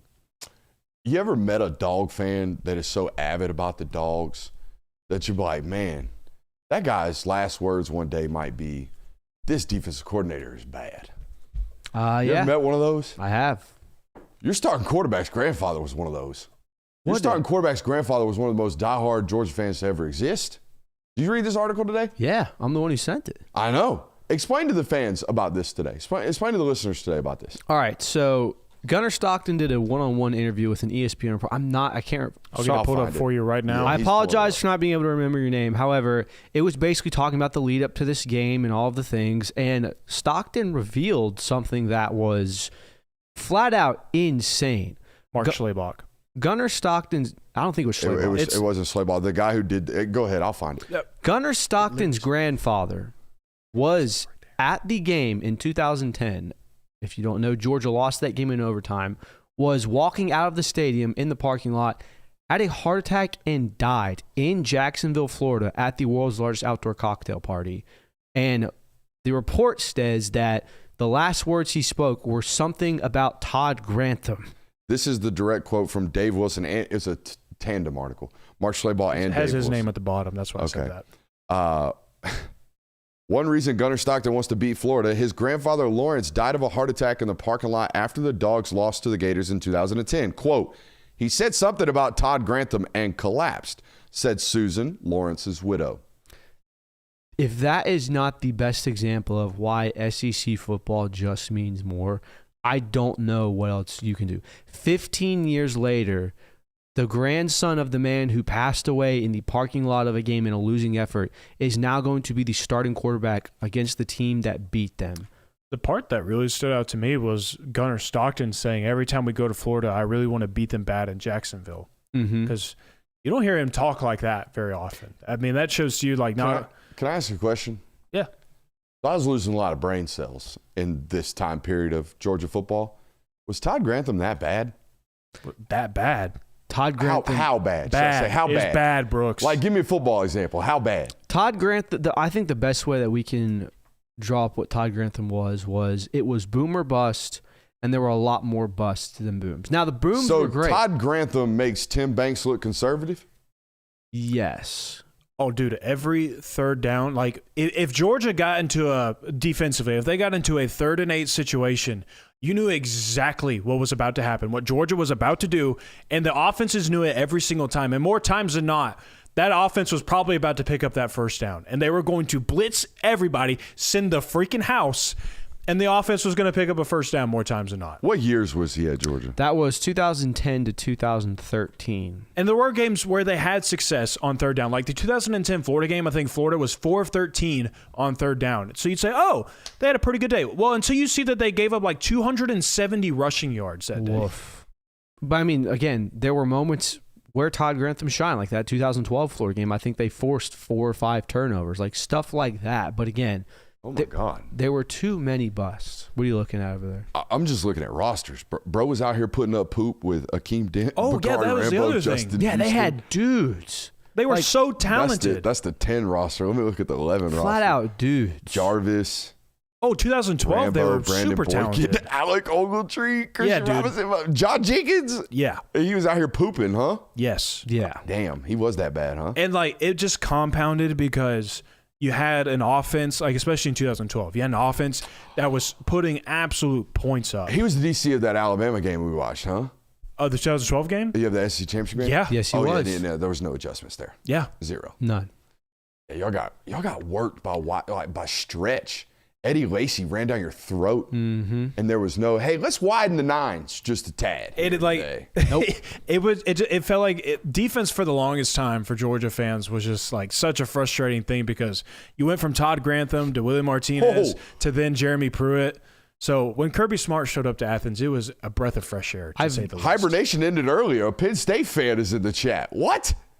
Good Lord. That guy disappeared for a month. He can't talk about his own team, so he has to talk about how bad the SEC is. That is a Big Ten fan in a nutshell right there. No hate. Welcome in. Glad you're here. It's not hate, but just say But no, I mean, that the Todd Grantham era of Georgia football was, hey, if young quarterback Aaron Murray throws anything more than 2 interceptions, we're going to lose. That's literally what it was. I'm sorry you guys had to go through that. It's all right. It wasn't just Built him, character. though, was it? Didn't y'all have like a run of historically bad defensive coordinators? Oh, my Yeah, God. yeah, I- Went from Todd Grantham to Willie Martinez to Jeremy Pruitt. Oof. yeah. That'll get a head coach fired. Yeah, it did. I think it did. The Dang. moment because I was young at the time, so I didn't fully understand defensive concepts and all At that. the time, he says. I was You are, is the joke I was just making. too young to understand football. I was like, That's fair. I was like 9 or 10. It was just like I understood football, but not defensive concepts. The first time I remembered being like, "What the hell is this?" was 2011, the Vanderbilt game. Georgia had just eked out a win over an unranked Vanderbilt team. I think it was like a 5-point victory. And Todd Grantham goes and starts trying to fight James Franklin at the 50-yard line. The most damnedest thing ever. That's when I was kind of like, this Todd Grantham guy's not really cool. I don't like him. If Grantham didn't get that to the ground quick, he'd be in trouble, huh? I got Franklin that was round 3 by that point. That was a younger James Franklin, too. I still got Franklin like I'll in just round put it 3. this way. There was a resounding applause when Nick Chubb rushed for like 270 yards against Todd Grantham at Louisville in a bowl game. I'll just put it that way. The Belk Bowl. Shout out. When bowl games meant something.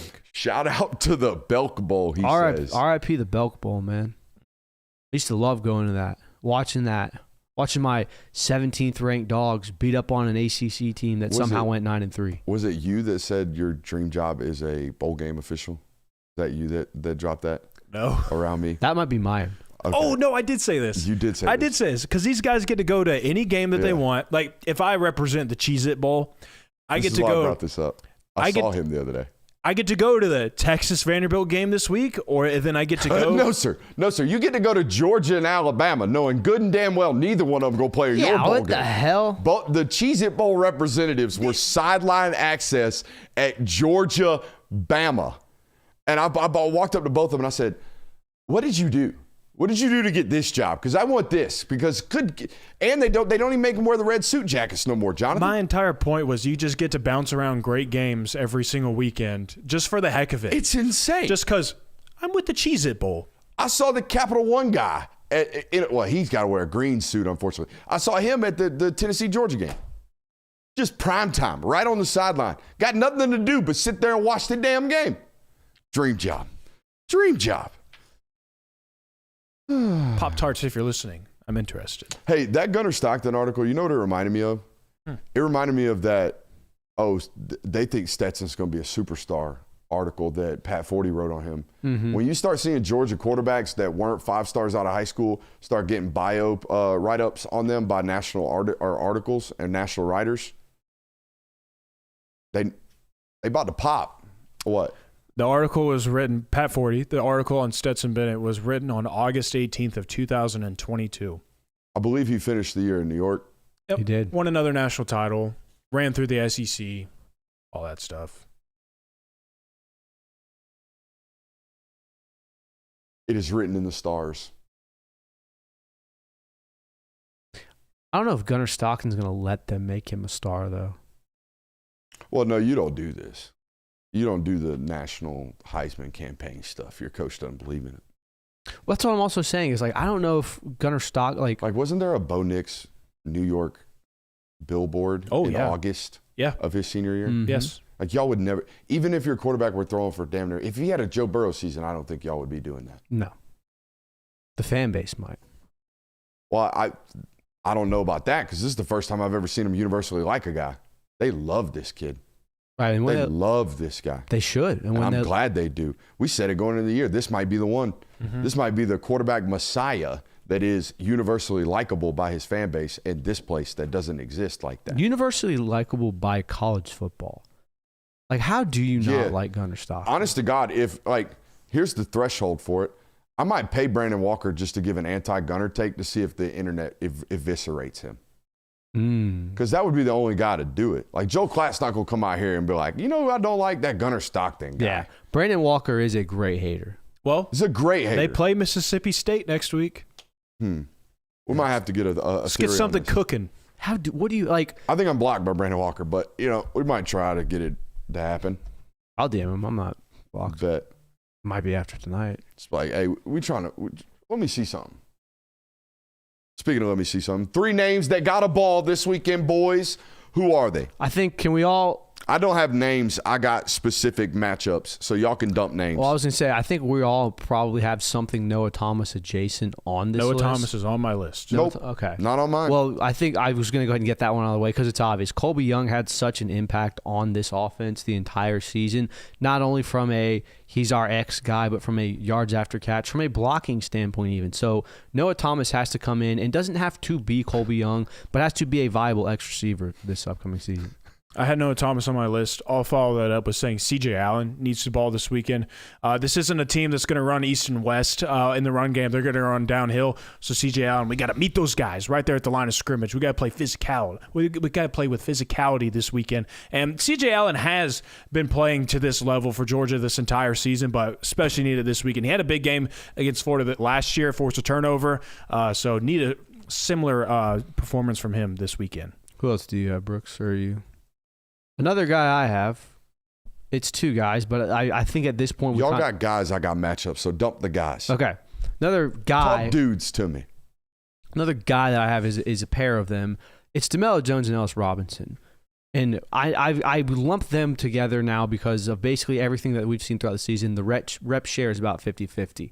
They're going to have to make plays. They're going to get picked on. We've seen that already throughout the season. Dalen Everett doesn't necessarily get these deep balls thrown against him. These guys will, and I think that you're a Florida team that is going to try to get some deep shots up. So I went with the other corner because I think that Dalen Everett is the type of corner that he's shown this. He showed this last year to where he can really, like, for especially playing a guy like DJ Lagway who has shown the ability and the propensity to turn the ball over. Dalen Everett seems to be the guy that will create those for you. So I think he needs a big weekend. He'll probably be matched up against Dallas Wilson quite a bit in this matchup as well. Of course, he's not going to follow him around the field because Georgia doesn't do that. But I think that Dalen Everett, you're playing first-round caliber ball right now. Start forcing some turnovers, and people will actually start talking about you like that. My third name, and it's a little bit of a cliche cookie cutter, but it's Gunnar Stockton. And for this reason, Georgia quarterbacks the last 4 or 5 years haven't played fantastic against Florida. I think back to 2021 where Stetson Bennett did not look very good. It took that defensive explosion. He looked fine in 2022, made some big plays, but also had some costly interceptions. We know what Carson Beck looked like last year. I think Gunnar Stockton is going to have to at least not have a bad game in this matchup. Y'all remember that time Dwan Mathis drilled an equipment manager in the face with a football? I will protect Dwan Mathis on that though. Yeah? Yeah, because that was the classic quarterback doesn't catch his own balls. Equipment manager standing, was not paying attention. Dwan Mathis threw him the ball. He was not throwing the ball to JT Daniels. All right. Rule number 1 about playing catch.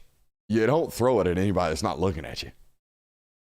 You're telling It's me like rule number 1. You're telling me there's never been a time in your life where you're playing catch with someone Never. and you don't notice that? Never. You did it. You've done it to me. And pulled the ball down or spiked it into the ground. No, I've turned around and saw you. Just, look out! And there was a ball coming out. Well, no. That was because I was probably looking and you weren't paying attention. That's on you. Stay ready. Stay ready. Stay hot. I will defend. You got to know when you're around me, seeds come from all directions. I don't like that. I'm defending Dwan Mathis on that, though, but no, I do remember that. 3 names that got a ball. Number 1, whoever's guarding Dallas Wilson in a 3-by-1 set. Yep. Whoever's over there. Don't know who it's going to be. Now that Vernell Brown's out in this football game, I expect them to spam Dallas Wilson. I expect them to get him as many opportunities as they humanly possibly can. Whoever's in that one-on-one, you're going to have to win more times than you don't, plus some. Number 2, whoever is the +1 defender responsible for tackling Jaden Ball in open field. Good luck to you, sir. Kyron Jones started for this football team for this reason. I worry.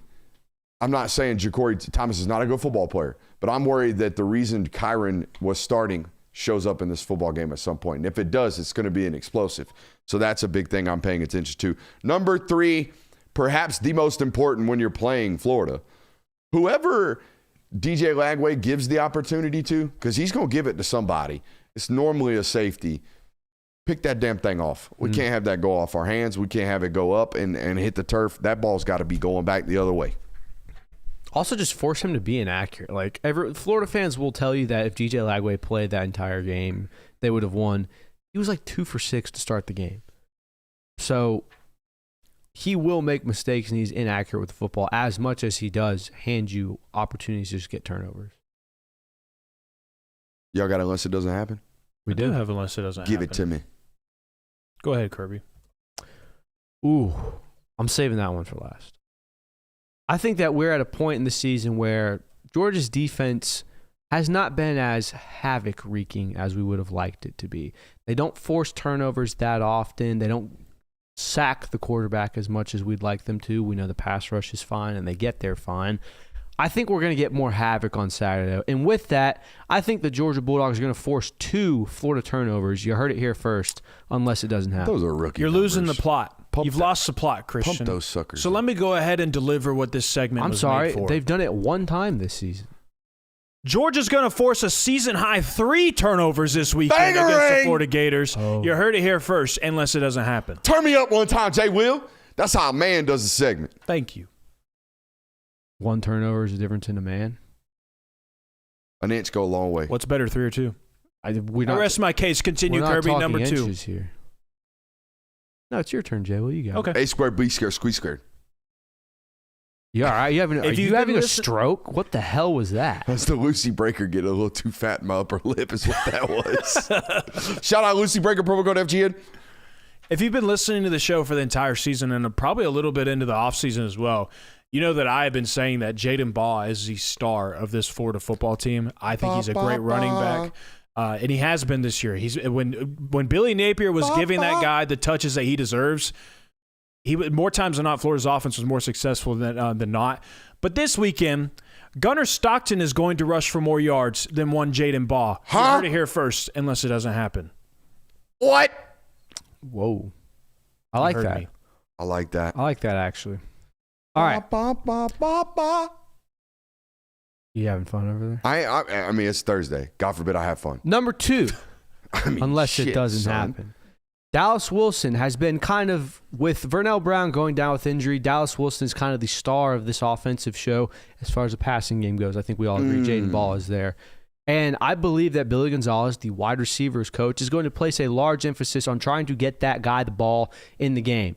But it will not matter because he's going to have less than 3 receptions in this game. You heard it here first, unless it doesn't happen. Strippity strap on Dallas Wilson. That's huh? right. They're I going to like try that. to get the ball to him, I but like it just that. will not happen. He's having less than 3 catches or less. I got one for you. Over 200 people show up at the Film Guy Fam tailgate. You heard it here first. Set like the it. bar high. I want that gang of Film Guy Fam photo that we take right before we go into the stadium. I want that thing to be slam packed.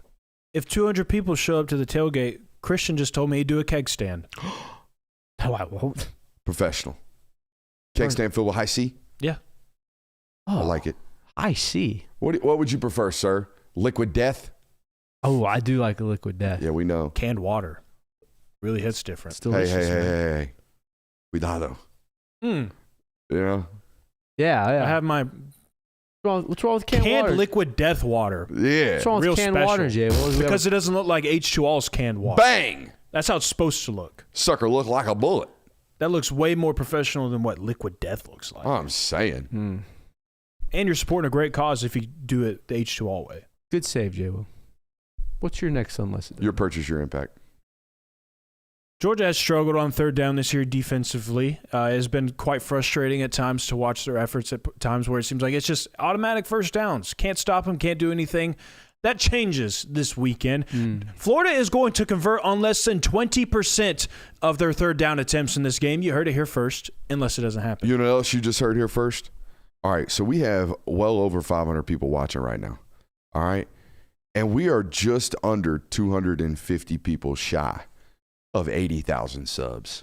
Ooh. So, if you were to just grab your wife or significant other's phone right now and subscribe to Film Guy Network, we might hit that sucker by the end of the show. Just saying. That'd be pretty sick. By the way, Florida saying. ranks 129th in the country for third down conversion rate. Pooh! All right.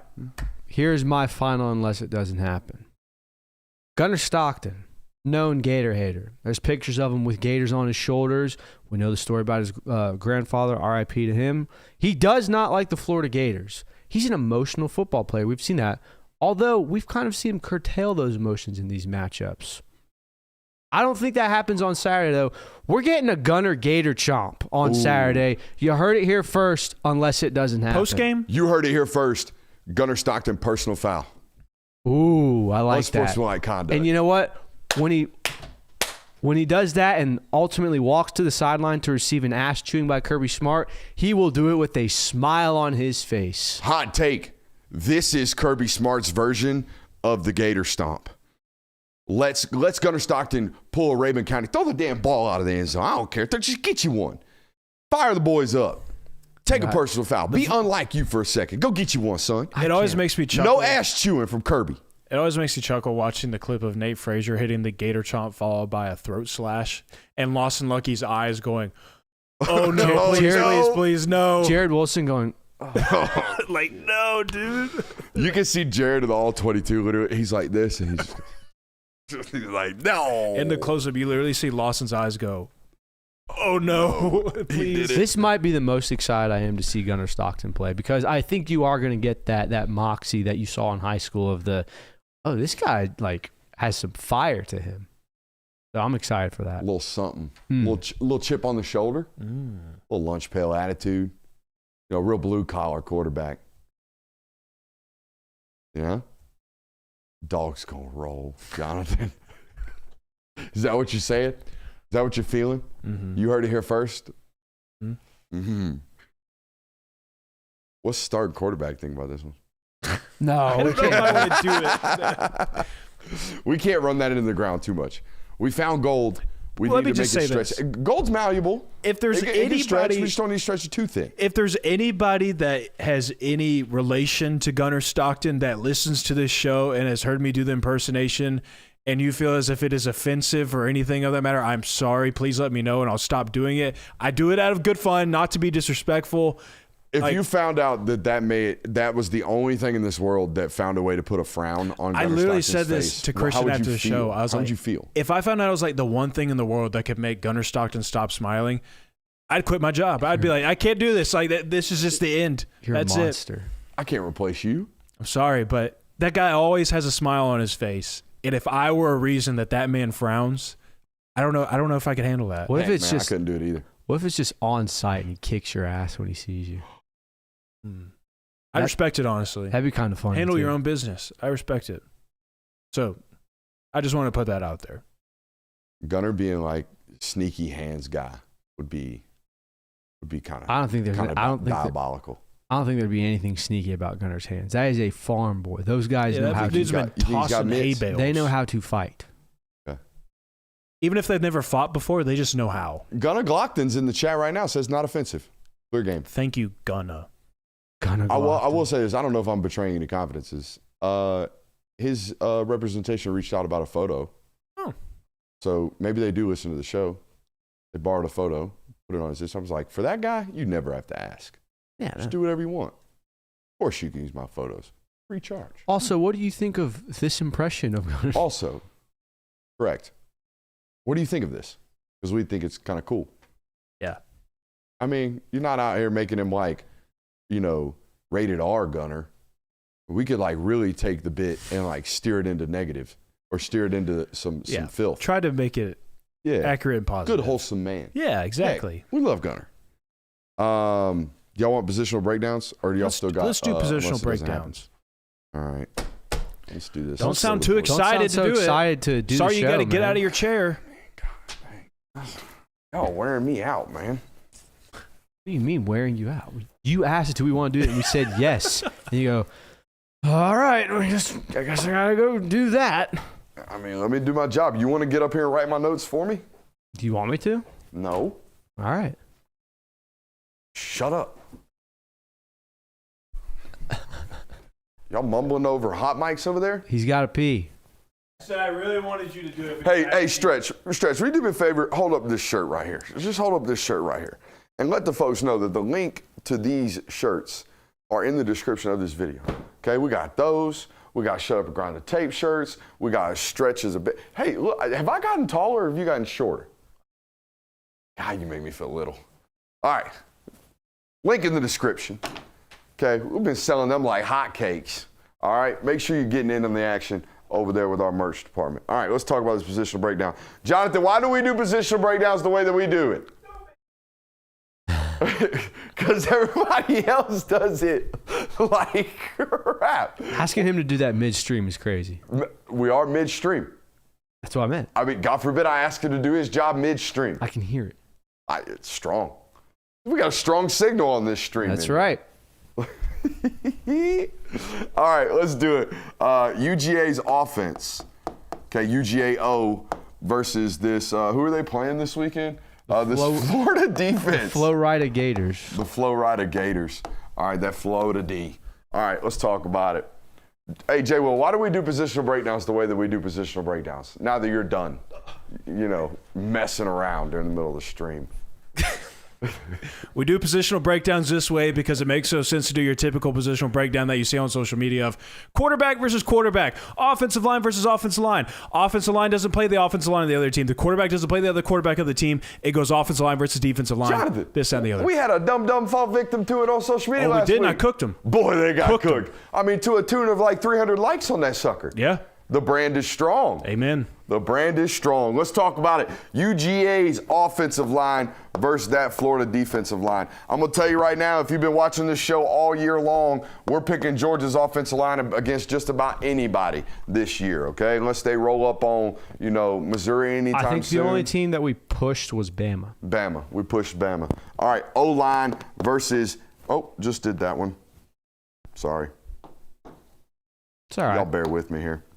Well, I wanted to make Kirby do it. Wide receivers versus DBs. I'm going to give Georgia an edge right here. I think if Florida were 100% healthy with some of those other guys at corner, I mean, they've had a corner get shoulder surgery, a safety get surgery. There's a lot going on back there. They're playing some young football players.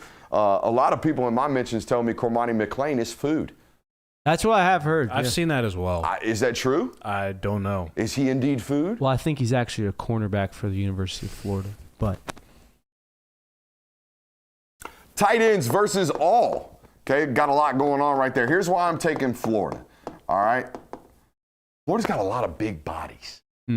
It's not like other edge rushing units, right? It's not like Ole Miss. Ole Miss, you had a tight end versus Centurion Perkins every once in a while. In this matchup, you're going big bodies. What's up? Would you say, though, that you like the tight ends matchup in regards to getting receptions? Because Florida does tend to leave the middle of the field open. Middle of the field is indeed open. That's a ball number. They watched film this week with us. You should have too in the chat if you haven't. But yeah, you are correct. Maybe we move that to a push because I do think they have opportunities to catch the football this week. Let's go running backs versus all. I think I gave Georgia the edge here. Okay, mixing between UGA and Georgia on this segment today. I love getting Chauncey back into the mix here. They're banged up at linebacker as well. Just the whole roster's kind of just thin right now. Yeah. But they're playing great football, man. Quarterback versus all. Guys, is there a hotter quarterback right now in college football than Gunner over the last 2 weeks or the last 2 or 3 games?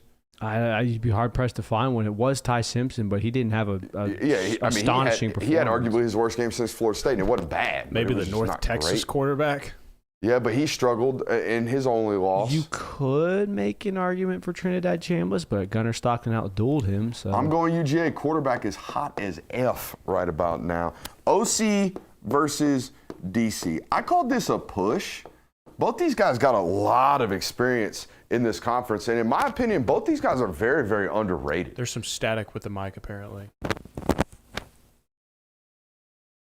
Both these guys are very underrated, in my opinion. Ron Roberts and Mike Bobo. Y'all know how I feel about Mike. Mm-hmm. Any thoughts, comments, questions, concerns about that other than my microphone? Certainly looks like UGA's favored. Yeah, especially, just on the offense or, in this specific matchup. If there was a matchup on that board where you could see Florida winning the day, which position group would it be? Oh, it has to be here. If Florida is going to, handle this football game, if any team is going to handle Georgia's offense this year, it's at the line of scrimmage. You got to limit the run game. You got to stop them from running for, basically do what Auburn did. You have to make them live in 3rd and 9. And in order to make Georgia live in 3rd and 9, you got to stop the run on 1st and 2nd down. You got to stop the extension of the run game. You got to stop the screen game. You got to stop all that stuff. I just don't know if that's possible. Are we clean now? Yeah, they're saying you're good now. All right. I think maybe we might have had a short in the court or something like that. These mechanisms are getting a little bit, we're like 2 years into this sucker down here. All right, we good there? Take the scrapyard. Let's flip it over to the defensive side of the football. Let's talk about that UGA-D. Now they're saying it's back. I don't know. UGA-D versus Florida's O. Maybe I'm standing too close to the board. Who knows? They're saying it sounds like 4th of July. Defensive line. Maybe we do it from the desk, I guess. I don't know. How about you do it and I'll write it?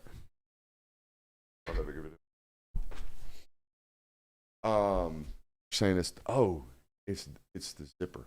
It's the quarter zip. Shout out to Traditions. Defensive line versus offensive line. I'm giving Georgia's defensive line a slight edge. It's a very, very close matchup. I do like this Florida offensive line. The thing that is very confusing about Florida and has been since I've been doing this, the ups and downs this unit has. They look like one of the cleaner units in the conference for 85% of their snaps, and then the other 15% are filled with holds and missed assignments, which are holes. We got blow-throughs and different things like that, and quarterback getting surprisingly hit out of nowhere. Things like that just pop up every once in a while when I study these guys. Therefore, the consistent play from Georgia's defensive line, I would give the edge to. I was talking to a director of player personnel in the SEC the other day about defensive line units. And we're having these discussions, right? Texas A&M, Tennessee, Oklahoma, of these front fours that are really, really, really good. I feel like Alabama, when they were healthy and 100% healthy, was in this discussion. They got great players. I think Georgia's got a bunch of really, really damn good ones. Like, is there a top 25 selection on Georgia's defensive front right now? Probably not right now. Front? No. No, but there are 5 top 90 selections. Potentially, yeah. That's what it feels like to me when I watch them. Right now, Elijah Griffin might break this. He probably is going to break this trend or this statement in 3 years when he is a top 25 pick, but he's not that right now. He's a true freshman. Okay, I think they got a bunch of really, really damn goods right now for Georgia, and that's why they play great, consistent football. That's why I give them the edge in this category. Wide receiver versus defensive backs. I gave it a push. It would have been Florida. If Vernell Brown was healthy, it would have been Florida. If Aiden Mizell was healthy, it would have been Florida. Yeah. It's a push for me right now. Linebackers versus all, it's a push for me. It would have been Georgia, but Jaden Ball. I think it might have been Florida had it been Jacoby Jackson healthy too. Yeah, I think Jacoby Jackson. It's a great unit. Certainly tipped the scales in Georgia's favor. When healthy. Safeties versus all. I gave Georgia the edge here. It has nothing to do with personnel versus personnel. Has everything to do with the fact that when DJ Lagway smacks somebody in the face with the football, 9 times out of 10 it's a safety. Have you noticed this about him? That's the guy he loses. That's the guy he stares into dragging into the equation. I think both those interceptions against Mississippi State were the same safety. Just dragging him to the play with your eyes and being late to the progression. So things like that favor the safety room in my opinion. Quarterback versus all, give me Georgia because DJ, it's just not. It's not what it should be at the quarterback position right about now. I also wonder how much he's being developed. That's obvious. We just fired his head football coach. Defensive coordinator versus offensive coordinator, shoe by a mile. Shoe by a mile. The other guy ain't called plays. We don't even know who the OC is That's right a now. three-headed play call. It's O'Gara apparently is the guy that's going O'Hara? to call O'Hara, sorry. Yeah. O'Hara is apparently the guy that's going to call plays. That's the guy that spent the most time with DJ in the quarterback's room as the quarterback's coach. So that, I guess it makes sense. They've been having the most conversations. So you want to have that guy remain in his ear. Are we ready for final thoughts? Let's do our final thoughts on this game. All right, boys. It is the world's largest outdoor cocktail party. Are we still allowed to call this that? I think national media has kind of strayed away from doing So that. they just call it Georgia, Florida? The Georgia football Twitter account called it the world's largest outdoor cocktail party. It's Did also, they WLOCP it? It Or did. did they actually word it out? They abbreviated it, but Okay. well, it's So also, abbreviations still count? it's also, there's another nickname for it, the War for the Oar, oh yeah. which that's a fun one. It kind of rhymes. I like world's largest outdoor cocktail party more, but War for the Oar is fine as well. War for the Oar. Yeah. There's actually, it's a little known fact that this game is actually for the Okefenokee Oar. And the winning team gets a display. It's actually displayed in the Tate Student Center right now. Is that because, never mind. I was going to make myself sound really stupid. Is that because Lewis and Clark rode down the Okefenokee and used an oar? I doubt that. I don't know. It's a swamp down there. Mm-hmm. You know what I need first and foremost about this matchup and about this rivalry in general? I need both of these football teams to be top 10 quality again. And I know this is a local hour, and most people listening right now are probably Georgia fans. But for me, as a football observer, as someone who loves football and particularly loves this weekend of football, it is my most look forward to week of the season every year because of multiple reasons, but it concludes in that football game. And I don't feel as if this football game has been top 10 teams going against each other on the verge of playing for playoff contention in a long, long time. When was the last time this matchup? I know it used to decide the SEC East. You brought to me 2020. Georgia had already been absolutely throttled by Alabama on the road in 2020. When was the last time this football game felt like it had national title, college football playoff caliber outcomes of it? 2020. Yes, if you did not feel, we talked about this pre-show, and I can't believe you brought it up again. You had been throttled by Alabama on the road. Correct. And I believe that was your second loss that year. You were a 10-2 regular season football team. You were a 7-2 regular season football team. Yeah. Florida handed you your second loss of the season. That was between two teams that were absolutely competing for the playoff. 2019. 2019? Yeah, 2019. Georgia, at that time, Florida, both teams, I believe, were going to that one with just one loss each. I still think 2020 was It was 8 versus 6. If you don't lose to Okay. Florida, you're a playoff team per chance. So it's been 6 years since 2019 and 5 years since your argument. Yeah, of it's been half a 2020. decade since this game is. I covered that 2020 team. I did not feel as if they were going to go win a national title. So that's just the way I felt about them. So anyways, doesn't matter. My point remains, I want this game to feel like it has the weight of the world on top of it, and it has not felt like that in quite some time. And even when it did, these teams feel like they overlap themselves with regards to their runs, right? Whether it be Urban being great and Mark being up and down, or whether it be Kirby being great right now and that program being up and down. I want this game to feel like it is the weight of the world on top of it, because we love this weekend. Yes. We go down Friday night and we go to Valdosta. We watch the best high school football game you will ever watch in your life with regards to the environment and the caliber of football that is on display every single time we watch it. And then we go have the best pregame environment college football creates. There is not a bigger buzz going into a football game, no matter the outcome of it, no matter the stakes of it. That party is a party. And I can't imagine what it would be like if it was 1 versus 2. I could not imagine what it would be like if it was 2 versus 3. For that matter, I could not imagine what it would be like if it were Kirby versus Lane every year. I couldn't. So that's what I want. I want this game to feel like it's not, oh, does Florida have a chance to make this a rivalry-type football game?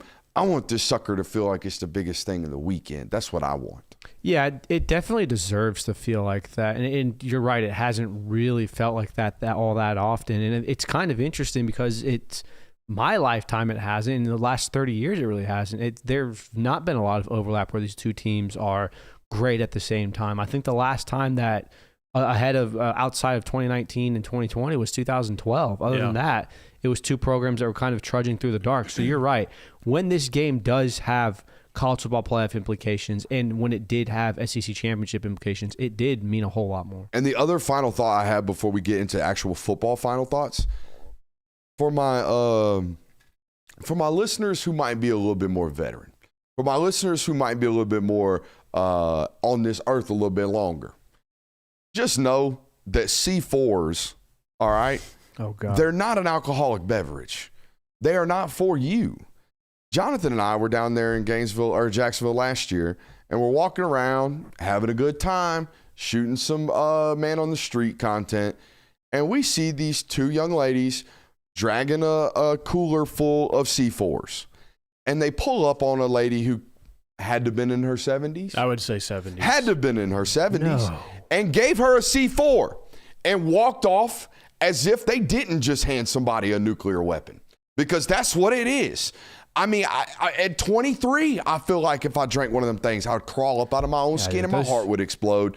Handing those to an older a person that is a little bit longer in the tooth, diabolical. Can't happen. Watch out. That's all I'm saying. I've had one C4 in my life. This was probably 2 years ago, so I was 22 at the time. I felt like my skin was going to crawl off my body. I would never the drink one beta-alanine. ever again. It's the beta-alanine, is what you said? Alanine. Those things are not for human consumption. I can't believe that they were just advertising that. That's malpractice. honestly. Willy-nilly. Just like, here, man. You need a little wake up. You look like you need a wake up. Yeah, I'd like to not meet my maker today. My God. Good Lord. As for the football, you better be prepared to be caught off guard by something they are doing offensively, right? This Florida offense, it was what it was under Billy. It had a lot of tendencies under Billy, and a lot of those are going to get broken now that he is not calling these plays. So you absolutely have to be ready for that. If I were Florida and if I were Georgia preparing for what they might do, I would be preparing for a lot of selective pace, meaning we get an explosive, let's hop right back on the ball and hunt another one. And I would be prepared for general aggressiveness to start the football game. I think when you have these types of turnovers, when you have these types of opportunities as interim football coaches or as first-time play callers or as whatever O'Hara's got a situation for to do, you got an opportunity to make a statement, right? You got an opportunity to have a flash chance right here. I think that's what I would be ultimately prepared for. Yeah, I mean, despite the fact that Florida has fired their head coach and looks like they're just punting on the season, all that stuff, Florida would love nothing more than to add another loss to Georgia's record and potentially put them out of the playoff in regards to, they're one loss away from not being in the picture anymore. They would love nothing more than that. So what are they going to try and do? They're probably going to throw everything that they have at you. And these guys are going to be ready to play because, as we all know about rivalries, it doesn't matter what your record is. Both teams are going to show up ready to play. Both teams are going to show up ready to win as well. I also think the other thing you obviously worry about right here, if you're a Florida fan, right, is how many opportunities can we get clean pictures for DJ, and how many times can we get hey, it's clearly a one-on-one over there, and that makes it easy. 3-step, one hitch, give my guy a chance. If I am Georgia, I am telling my guys, hey, y'all got to go beat the man until we can scheme an advantage over their plan. You know what I'm saying? Mm-hmm. Like, you're going to have to go out there and survive until we figure out what they're doing, guys, especially if they come out and empty, which I think a lot of people might expect from a first-time play caller. Just get out there, spread it out wide, make it easy for the quarterback, get him nice, easy looks. Yeah, and another thing to take into consideration here, I don't think Billy Napier didn't want to beat Georgia. I also know that there's a lot of members on that staff. Billy Gonzalez is one of them. He was at Florida for the Urban Meyer years. He was at Florida for the Dan Mullen years. He has been at Florida for probably 40 to 50% of his career. This guy does not like Georgia and hasn't beaten them that much. There is probably that much more of an incentive among that staff nowadays to deliver a game plan that will throw some interesting wrinkles and throw some unique twists to try to beat this team. By the way, y'all think C4 make your skin crawl? Y'all weren't around for Jack 3D. It's the people in the chat right now that are going to expose themselves as methamphetamine lovers like me, because that was what that was. Clinically. Like, it's not a joke. They found out it had methamphetamine in it. I had to stop giving it to people. Nice. Yeah. Baseball players and football players bought it up in like massive quantity and stowed it away as if it was like Quaaludes back in the day. Yeah. See? I got some Jack 3D lovers in the chat. First time I ever took that stuff, I put anybody in front of me. I got them. We'll take them right now. Stuff was crazy.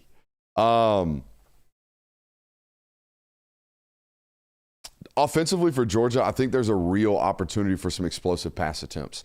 This football team, to me, Florida's defense, I feel like they expose themselves in corners for one-on-one opportunities far more than any football team y'all have played since, I would argue, Tennessee.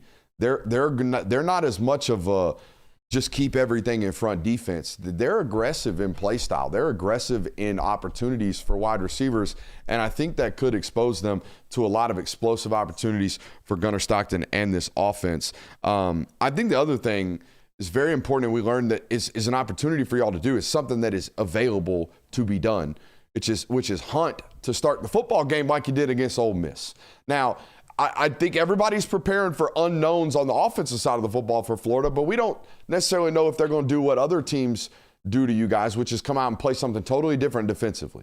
And if they do, that's one thing. But if they don't, if they come out and play their brand of football that they've shown on tape for the last 4 or 5 weeks, you need to hunt them. You need to get out and get to explosives like you did against Ole Miss, and you need to prioritize fast starts like you very obviously did against Ole Miss. It was cheat motion to a comeback, 9-yard completion, immediately on the ball, run for Nate Frazier, 1st and 10, flea flicker. Mm-hmm. That's the type of aggressive play calling that has to happen, not just this week, the remainder of the season. Yeah, I mean, I think that this is going to be, as far as Georgia's offense versus a defense, not saying that you're going to see a similar performance, but I think it's going to feel very similar to how it did against Auburn, in the sense of you're probably not going to find your explosive plays in the run game because Florida does a really good job of limiting those. But in the passing game, they rank 59th in the country for 20-plus yard passing plays. So you can't create those, and Georgia hunted those against Auburn. When they got those one-on-one matchups, it was a deep ball to Colby Young. It was a deep ball to Noah Thomas. It was a deep ball to Elias Williams. Those were the plays that you were hunting. I think you're going to see something very similar there. In regards to the run game, If you pick up 5 yards with Chauncey Bones, that's a win. If you pick up 6 yards with Nate Frazier, that's a win. Don't be expecting that you're going to be ripping off these 12-yard plays, these 20-yard rushes. If you are picking up positive yards every single time in the run game, that's a win. Yeah, I don't think you're going to get these long gashing rippers, at least in the first half, because this Florida team, I do think, is going to come out motivated. And I agree with you to some extent that you want to be aggressive, but I also think that you're probably get a couple of feelers from Mike Bobo at first, just because there's so many questions about what this Florida team's going to do. Not as much on the defensive side of the football, but I think on the offensive side. I think that you will see them take shots, but I don't know if you're going to come out the gate swinging like you did against Tennessee and Ole Miss.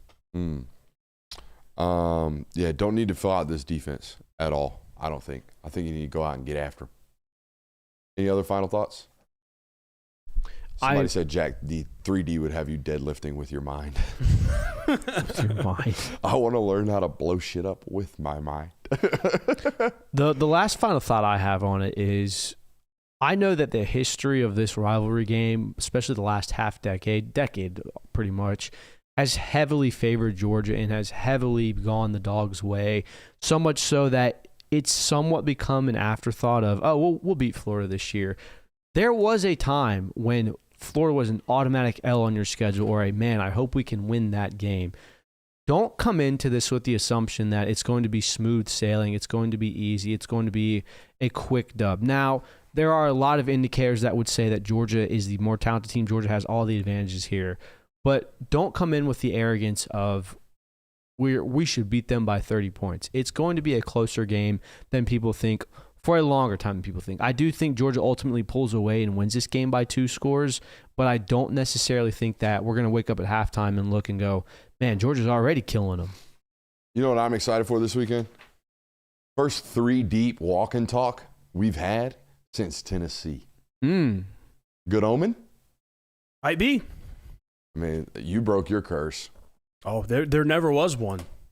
So says you. There never was one. You did deny the curse, but Bro couldn't save that yawn. Bro couldn't save that yawn. what? What? Hey, we had a great week of content this week on the network. We hope you guys enjoyed it. I hope you hit that thumbs up button on your way out. I love you. We'll talk to you tomorrow live, or actually not live, post and uploaded Saturday morning from the sideline